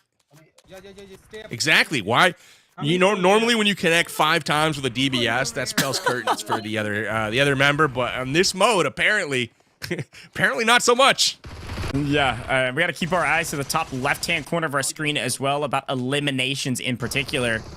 And also, you can heal, so you can see these health bars go up and down. This is a really cool game, and I gotta say, the World of Wonder map here is very fun to watch because, well, it's pans all day. Pull out a weapon, too bad. The pans are on top right now. All I gotta say is, 2 hits with a pan, 5 hits with a DBS. I mean, I'm rocking a pan, man. I'm gonna close that gap, and I'm gonna melee my way to victory here. I need your help to stay up here. Yeah, I'm here now. Farooq is in a blender right now, and he is not happy about it. Okay, now we've got some teammates working together. This is nice. Working on picking up some different loot here from the market. This is big. If you can find the money, it is, again, kind of a King of the Hill style thing where it's like, hey, if you know where the markets are, you've got to play around the markets and actually kind of defend them so people can't get extra and better loot. So you can stay alive longer and, well, eliminate your enemies. Now I'm hoping to see a flare gun get called in, purchase it from the shop, call in the flare, see some random chaos, maybe an AWM gets dropped, who knows. But Wynnsanity going ham with the pan right now, up to 6 elims right now. So yeah, win on 6. This is really impressive. Pretty good. Picking up a ton of zombies in transition, which will help him, go forward and transform, but Somewhere there's a throw it a pan trying to steal the elimination. That would have been sick, Win. I respect that play. Yeah, this is Unfortunately, he misses, so still on 6, but trying to track down his opponents. Got a weak opponent in the distance right now, and he is going for the Sui nade and almost connects, but now he's just got a low HP opponent in Bella Fox, finishes her with the pan, and Wynnsanity is on a roll right now, up to 7 elims, and has momentum on his side. Nice. Okay, Dab has transformed into the Vampire Fiend and is taken to the skies. I have a mecha. Oh, yeah. Okay, Yamna. What? Yeah. Yamna's... This is what I love to see, Yamna. I'm all in. I am a new biggest fan of Yamna. This is a win for Yamna in my book, even if Win gets to 10 first. Vampires, werewolves. Let's throw in a mech. Let's call it a past PUBG Mobile update.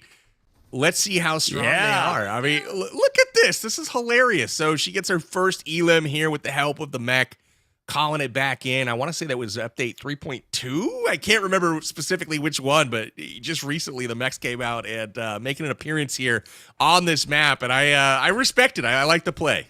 I think Win is running for his life. He only needs 2 more eliminations, though, to end this, okay? So this would be a big moment because this will dictate where everybody else lands. Gets to 10, wins it all. Yamna might not be able to get full value out of that mech. If Yamna's only able to grab 1 elimination with it before Win gets 2 more, but I think Win's going to look for some weapons here to try to get the better of his opponents when the pan might be the best option. Oh, never mind. Nice. We have 9 and 1. 9 and 1. 9 and 1. Yeah, it's 10, but you got to get 10 yourself, homie. I have 10. There it You is. have to get 10. You have to get 10. Yeah. He's got 10. He's got it. Wynnsanity picks up the 10. I have 10 myself. And I'm not sure how the rules will go, but we'll be told here shortly.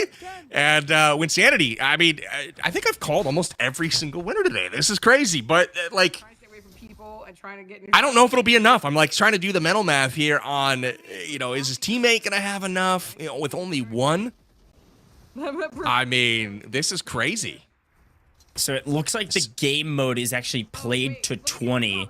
I think originally our rule said 10. I'm not sure exactly what we're playing to. Either way, I'm not sure I care, because all I care about is Yamna. More is right better. now. Yeah, that's right. Give me more eliminations, as Yamna is looking for more with the mech. And, well, didn't get a lot of value out of that. I think it was just 1 elimination. Got a lot of enjoyment, though, and there is a flare gun now on the field. Maybe that's where the mech came from. I have no idea what's going on. This is bedlam right now. We've got vampires out there. Wynnsanity still dominating the game. There's even a tooltip that says Wynnsanity is dominating. Dab plays, though, on the come-up as well with a triple shot. Very nice. Oh, yeah. Get involved. No. You can eliminate me too. That's fine. You can eliminate me too. See? Look, they're always playing the game. You said it, Power Big. Take down your teammates. Go for eliminations. Hey, it works. Keep going. We are riding a Raptor now, it looks like. Blue has made an appearance. This is the best mode ever. What is going on? You just said it. It is the best mode ever. We've got mechs, raptors, vampires, werewolves, and we're putting them all up against each other right now. Another mech has made its way onto the field right now. Players are starting to see, like, oh, hey, there's a lot of stuff that we can use at our disposal. Wow. And just like that, Wynnsanity up to 20 eliminations. Goodness gracious. What? He's right. Quite literally nobody was close. They said first to 10. I got to 20. You love to hear the confidence. Wynnsanity putting up 20 elims. Hey, we might have said first to 10, but, let's get double that for good measure.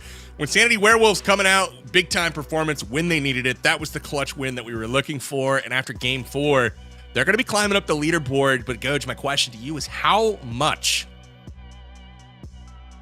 I was looking for how much what, and you're right. It's how much are they going to climb up the leaderboard? Because I'm over here doing mental math. I'm looking at T-Mags, who's his teammate, got 6th overall in that one, which means as a team, yes, they got to win. That's going to be a huge boon, but as a team, that's an okay score. There's a lot of admin math behind the scenes. All I'm saying is it's not technically necessarily a win for Wynnsanity Werewolves. They might move up the leaderboard a little bit. We got to remember, looking at that leaderboard before we put these scores in, they had a long way to go. So they truthfully needed first and second to probably make a giant leap and try to play for a top 2 position. But they've definitely closed that margin likely from their opponents and maybe have a chance moving into the last round.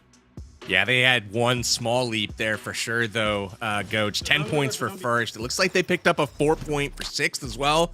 So at the minimum, you know, they're going to pick up 14 points, it looks like here. Again, they'll check all of these scores. We take a peek at the replays. Lots of pan action early on in this game mode.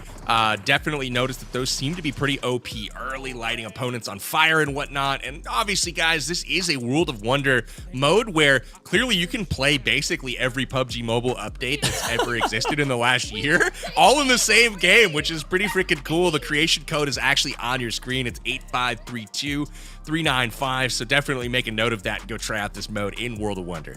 Yeah, I had so much fun. I want to run this back after the fact. If we can't do it again now, let's do it after. Wynn was using everything he could get his hands on to get eliminations, but mostly found value with the pan. A couple self-nades was able to weaken his opponents, but the mech's a big story. Frankly, not a lot of value. That was the only elimination I saw from a mech. Otherwise, it was all Wynn all day. 20 eliminations from Wynn. And he did it in record time. My goodness. This leaderboard was so not close. Second, by the way, Dab Plays, 7 eliminations. Wynn had 20 powerbang. That is utter domination. As much as I want to trash talk Wynn because it's fun. Woo! Nice utter domination. Unfortunately, still down by 18 on second. Wow, look at this leaderboard. That is a gap and a half right now between first and third right now. 23 points behind still are Wynnsanity Werewolves, even though they just crushed it on our 4th map here.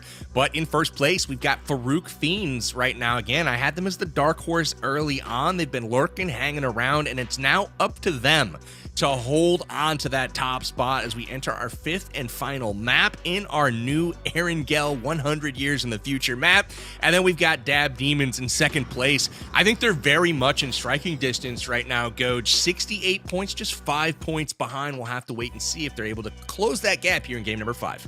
Wait and see. 5 points is a very small margin for the top 2 teams at the top, but who knows what could happen in this final map of the day. Folks, we're going to take a very short break, but when we come back, we're going to bring you more PUBG Mobile Bloodmoon Showdown action. You're not going to want to miss it.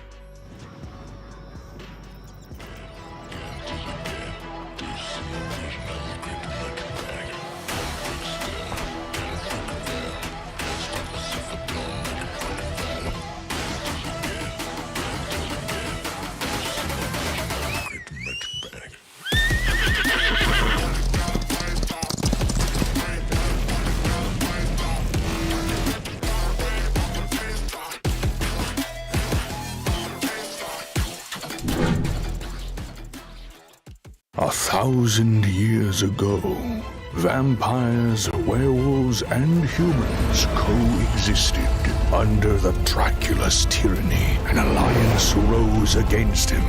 On the brink of defeat, the Dracula went berserk, attacking all. Humans and werewolves sealed him in a castle, securing a fragile peace. Now, this peace is about to shatter. 88% of PUBG Mobile players say they are concerned about the future of climate change. This shows a need for us to help make change.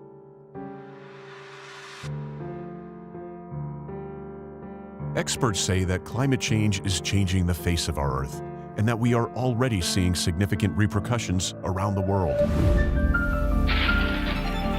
Superstorms, mega floods, melting of the Antarctic ice sheet, increased wildfires, severe droughts.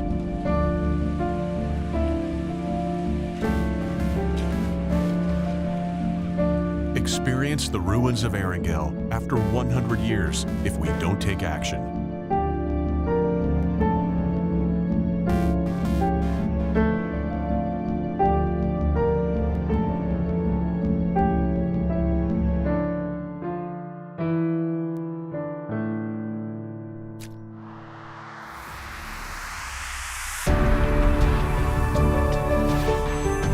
for green.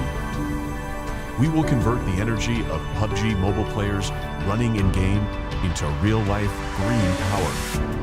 PUBG Mobile will join hands with hundreds of millions of players to implement offline protection plans around the world to help safeguard the future of our planet. Help protect the world today. Every step in PUBG Mobile will support real-world projects. Play for green. Together for Earth.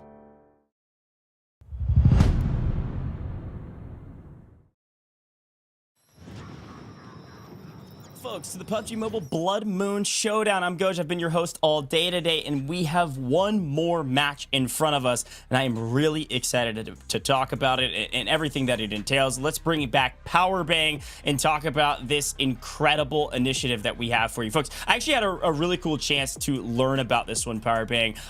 This kind of idea of PUBG Mobile players all coming together to support real-world conservation projects with the Play for Green campaign.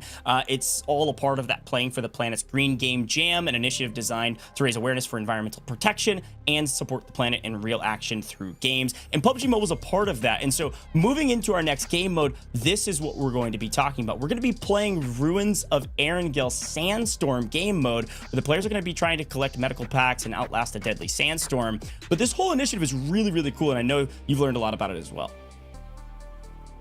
We're excited to see the Run for Green in-game event, which is basically on now. It started on September 11th.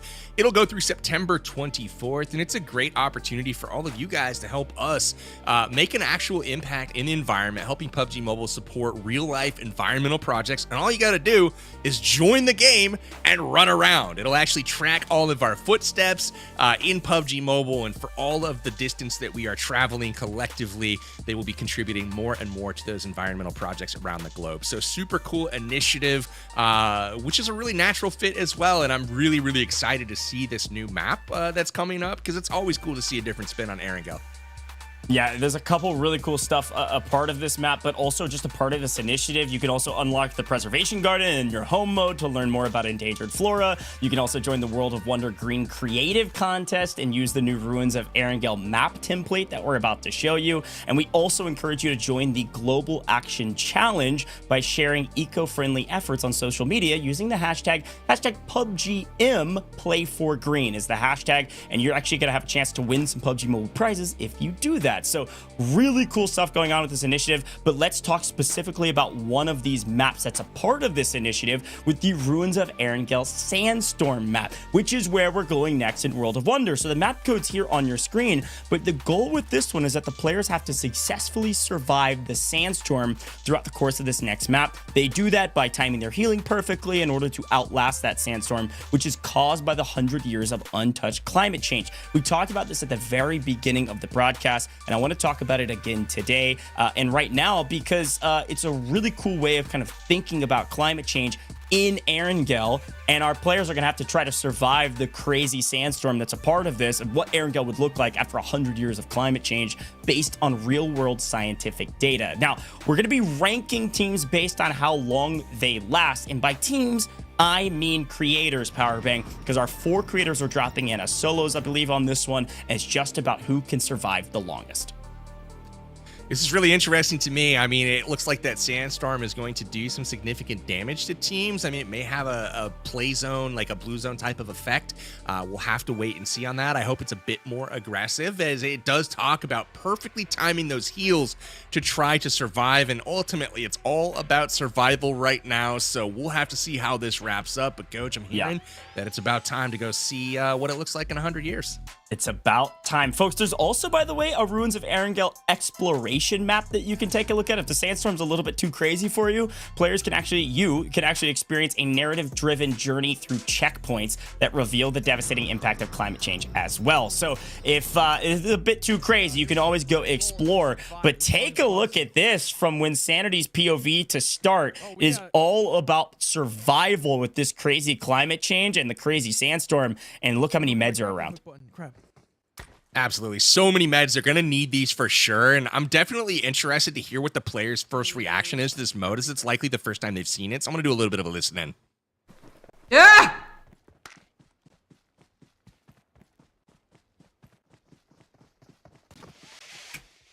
better not be touching me. Tell you what.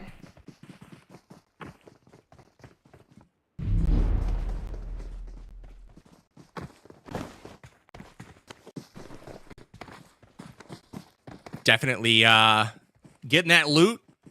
We've got a little bit of time here, it looks like, before things get a little bit crazy, but so much health and meds on the ground right now. Adrenaline syringes. We'll see exactly how much of this they actually need, but 28 seconds until something happens, and I bet it's that force field drops, and we're going to be in that sandstorm. No, you can't punch. Yeah, this is all about survival, less about fighting each other, and as such, a little bit of a waiting game. Here we go. Yeah, it's shrinking. We're about to be in the sandstorm.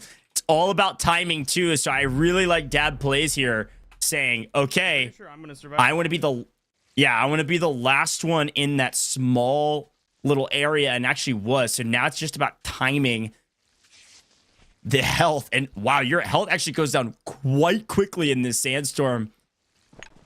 And kind of as expected, this is basically a heal off because, well, frankly, Powerbank, climate change sucks. I'm laughing my face off right now at this this mode. We've got the heal off from the outset. Oh no! Oh my god! That's it. No! Wynnsanity down first. Live! Oh my God. Live! Bella live! Bella live! Bella live! Bella live! No, you can't use first aid. Fast first aid, bro. I should have grabbed like 8 fast first aid. This is Now this is chaos. This is the listening I was hoping for, Goj. Listen, I don't know. I'm so good. Bella's down. I don't normally get into heal battles. So Bro, that's so stressful! I don't never have to go to heal gonna get battles You because I usually wipe. You did? Okay? Wow. All right. Dab Plays is your winner. As Wynnsanity was basically saying, hey, guess what?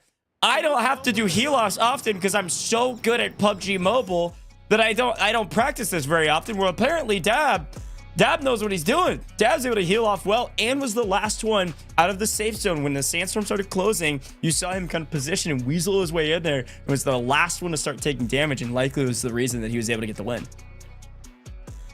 Absolutely. I mean, that was a chaotic battle indeed. Definitely going to have to go to the scorecards here, have the judges tally everything up. But that fifth game, honestly, that lasted a lot shorter than I anticipated it to. I didn't realize it was going to be a heal off the starting gun. Had our countdown, those med kits, adrenaline syringes, all of that honestly proved to be pretty important. Before, starting the action, you wanted to have that ticking so you could actually afford to get off those med kits. Well, let's check out this exciting replay of this mode, Goj, and see what went down. I just want to listen to Bella saying live over and over again. So let's listen into the end of this one. I don't know. I'm so good at PUBG. Okay, one is dead. I don't normally get into heal battles. So Bro, that's so stressful! I don't ever have to go to heal battles You because I usually wipe. You did? Okay? Wynn's got a great point there. Great Yep, point. See? This is what I was talking about. Wynn was just saying, I'm so good, I never have to practice this. So, all right, Wynn, I see you, I hear you. To be great at anything, you have to have an ego. So, well done, Wynn, well done. Oh, snap. All I got to say, Goj, is, if you really wanted to bag on him, you just got to point, scoreboard. Because I don't know if he's going to have enough despite that performance in game 5 here. Yes, he was out first. Yes, there were some points on the line, but I don't know if he was mathematically in contention to even crawl his way back in after this one. But there are two teams that were in a prime position here, and we're going to be tallying some points here to see how that shaped up. It was Farooq and it was Dab. Both of their teams 5 points away coming into this game. It was 73-68 coming into game 5 here. So that heal off, actually incredibly important. And they were the two teams that lasted the longest. So yeah. I'm very eager to see how that shapes up and if enough ground was gained in order to flip the script here and put Dab over the top. So I'm going to review the playbook a little bit. I don't know what the final scores were, but if they did end up tying, because the spread was 5, And if they swap positions in that heal off and got first and second or wherever, and they were next to each other on that leaderboard, that would be a tie on our leaderboard, which means our first tiebreaker is most total challenges completed. I don't know. I guess I was going to say time will tell, but our leaderboard will tell. It's time to take a look at the leaderboard. The admins are quick. Powerbank, break it all down for me. Send that leaderboard and tell me what you see. Oh my gosh, what am I going to see? We've got a champion, ladies and gentlemen, and it is the Farooq Fiends. Farooq and his friends have won the overall glory today. Bragging rights are theirs, and that logo, as we surmised early on, too much for the other teams to overcome. And our dark horse, Farooq, has edged out Dab's Demons by 1 point after everything has been officially tallied. And would you look at that? Bella's Bats and Wynnsanity Werewolves knotted up for third place at 55 points overall. And I do believe there is a tiebreaker going on. So, wow, incredibly close for first and second, and incredibly close for third and fourth. And it does sound like there was one tiebreaker point awarded, Goj, if you want to break that down. Yeah, this is such a I'm going to be honest. I don't think would I have ever guessed that we would have a double tiebreaker for first and second and third and fourth. So we added a point for the win for Farooq to show you that they won, but it was 88 and 88 and 55 and 55. So when it comes down to our tiebreakers, our first tiebreaker is most total challenges completed. Guess what happened during Metro Royale? The Farooq friends were able to take down the zombie boss, and just completing that challenge not only gave them the 6 points, but it also put them over the tally on the total challenges completed, which means they get the victory. So Farooq Fiends on top because of that big play in Metro Royale. What a crazy moment to look back on. We knew it was going to be significant because it was 6 points. I didn't know it would be this significant. The 6 points got them to the tie, and doing the challenge got them the victory. Farooq Fiends on top. Wow. Wild finish in this one, Goj. You're absolutely right. Came down to one challenge. You know, whether it's your zombie boss or pick any other random challenge that was completed today, that one split second choice on, do I go for the squad wiper? Do I just do this little werewolf thing over here? Ultimately, it was doing that challenge that got them the tie break, got them the victory. And I'm so happy to see Farooq and his Fiends be on top this round. Farooq's been close over the last 3 tournaments or so and just hasn't been able to get into that winner's circle to find his top spot on the podium. But that has all changed with this one in the Bloodmoon Showdown, Goj. Farooq finally able to finish on top. I love it. A big congratulations to that team. And again, that was the Ruins of Erangel Sandstorm game mode. It was crazy. It was wild. And frankly, it was not exactly what we expected. Certainly outlasting the deadly sandstorm was very difficult. And managing that healing timing or when you enter the sandstorm was everything. Folks, we talked about a lot with this kind of Play for Green campaign that PUBG Mobile is a part of. But you can further support PUBG Mobile and the Play for Green campaign by casting your vote as well in the Green Game Jams Player Choice Awards at the link in the description down below on here on YouTube. Go check it out. It's playingfortheplanet.org, and there's some extra stuff after that. If you see that link, go do that and go cast your vote in the Green Game Jams Player Choice Awards with PUBG Mobile joining this Play for Green campaign. Crazy game mode with World of Wonder, but a lot of fun. And just to recap the day in its entirety, Powerbank, I had a lot of fun with all of our game modes. And I think this is one of the most robust events I've been a part of in terms of what we were able to show, because we went the full gambit of this update with World of Wonder maps, but also the craziness that was the start of this event. Yeah, I'm a big fan of this update so far from what I've seen with the crazy POIs, like the Crimson Castle. Really cool gameplay in those, and the ability to turn into and transform into different creatures that have cool abilities. We saw the vampires on display. We saw the werewolves on display. Very cool today. And even later on, we saw Blast from the Past with mechs and raptors running around as well. Yep. So you're absolutely right. Lots of stuff on display today. But I also got to tip my cap to the Metro Royale mode. A lot of really cool action in that one, and teams fighting each other as well. So very, very cool day overall, Goj. Yeah, a great day, but we've got to talk to our winners. Farooq Fiends on top, which means we've got Farooq in the house. My man, it is great to have you on broadcast, and a big congrats on the win. How you feeling right now? Feeling great. Thank you so much, Coach. You picked me in the first match. I was super excited. I said, let the coach get this win. And there we go. And we got the second time. We got the win and we become the champion. And there we go. In 2024, twice, baby. Let's go. That's insane.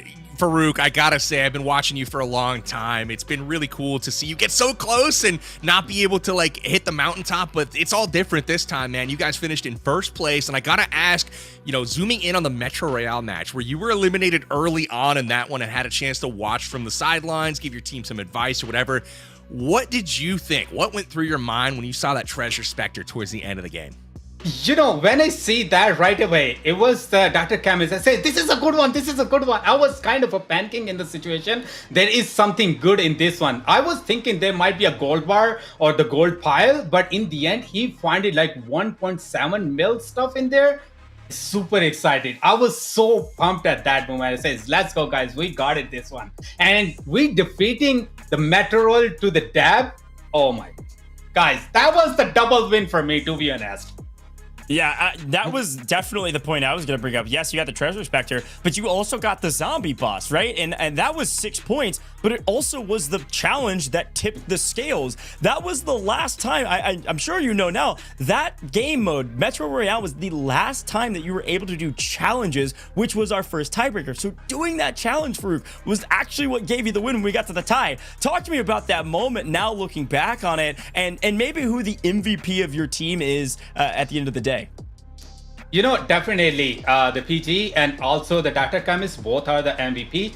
I was like doing some other stuff. I got eliminated. I told those guys, just step back, go away from the teams and try to loot just the outside. Don't go like in the tunnels or anywhere, just loot outside. And even though those zombies sometimes give you a gold stuff and the good stuff, and that is like a win-win for us.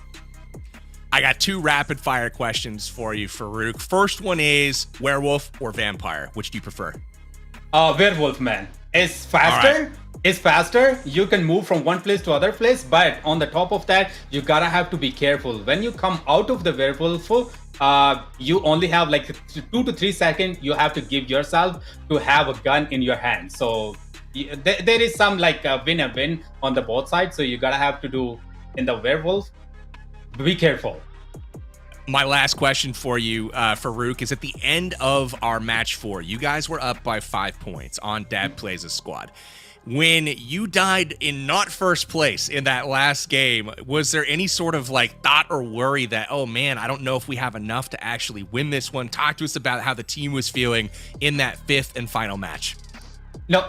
In the final match, actually, my team, the PG and the FaZe and also Dr. Camus, they bring a lot of hope. Okay, we got this. You got this. We got the other matches. This is your time to shine. Let's go it. So we got this one. Nice. Well, I'm very impressed with your team, Farooq, and the Farooq Fiends are on top. Big congratulations. Thanks for joining us in the booth. I'm sure we'll see you in a lot more down the line with PUBG Mobile. Appreciate you a ton. Thank you so much. Thank you so much, PG, PB, and Coach. Thank you so much, guys. Congrats, Farooq. All right. Well, what a great interview as per the usual. Farooq always has a smile on his face. I wanted to call that team Farouk's friends the whole time because we know that they're all good friends at this point. Farooq is friends with everybody, you know, Powerbag, and frankly, a great time having him in the booth. Absolutely.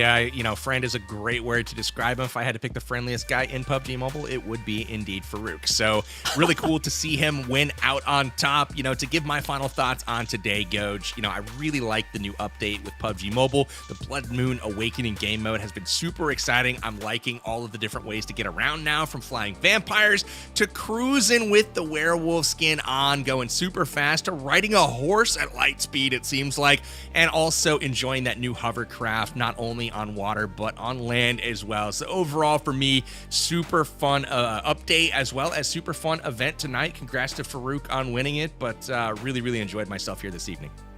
Yeah, I did as well. And Powerbank, I couldn't have done it without you. Thanks so much for being part of the broadcast. I'll send you on your merry way to have a great night, and I'm sure go play some more PUBG Mobile. Folks, what a great day and a fantastic event. This has been the PUBG Mobile Bloodmoon Showdown. And before I send you up, I've got to remind you, you got to go play this new update. You just heard all of its amazing features there from Powerbank at the end, and you got a chance to witness it all. Go get involved now and download PUBG Mobile for free on the iOS or Android Google Play Store. It's really easy. Head down to the link in the description below and get your hands on the game.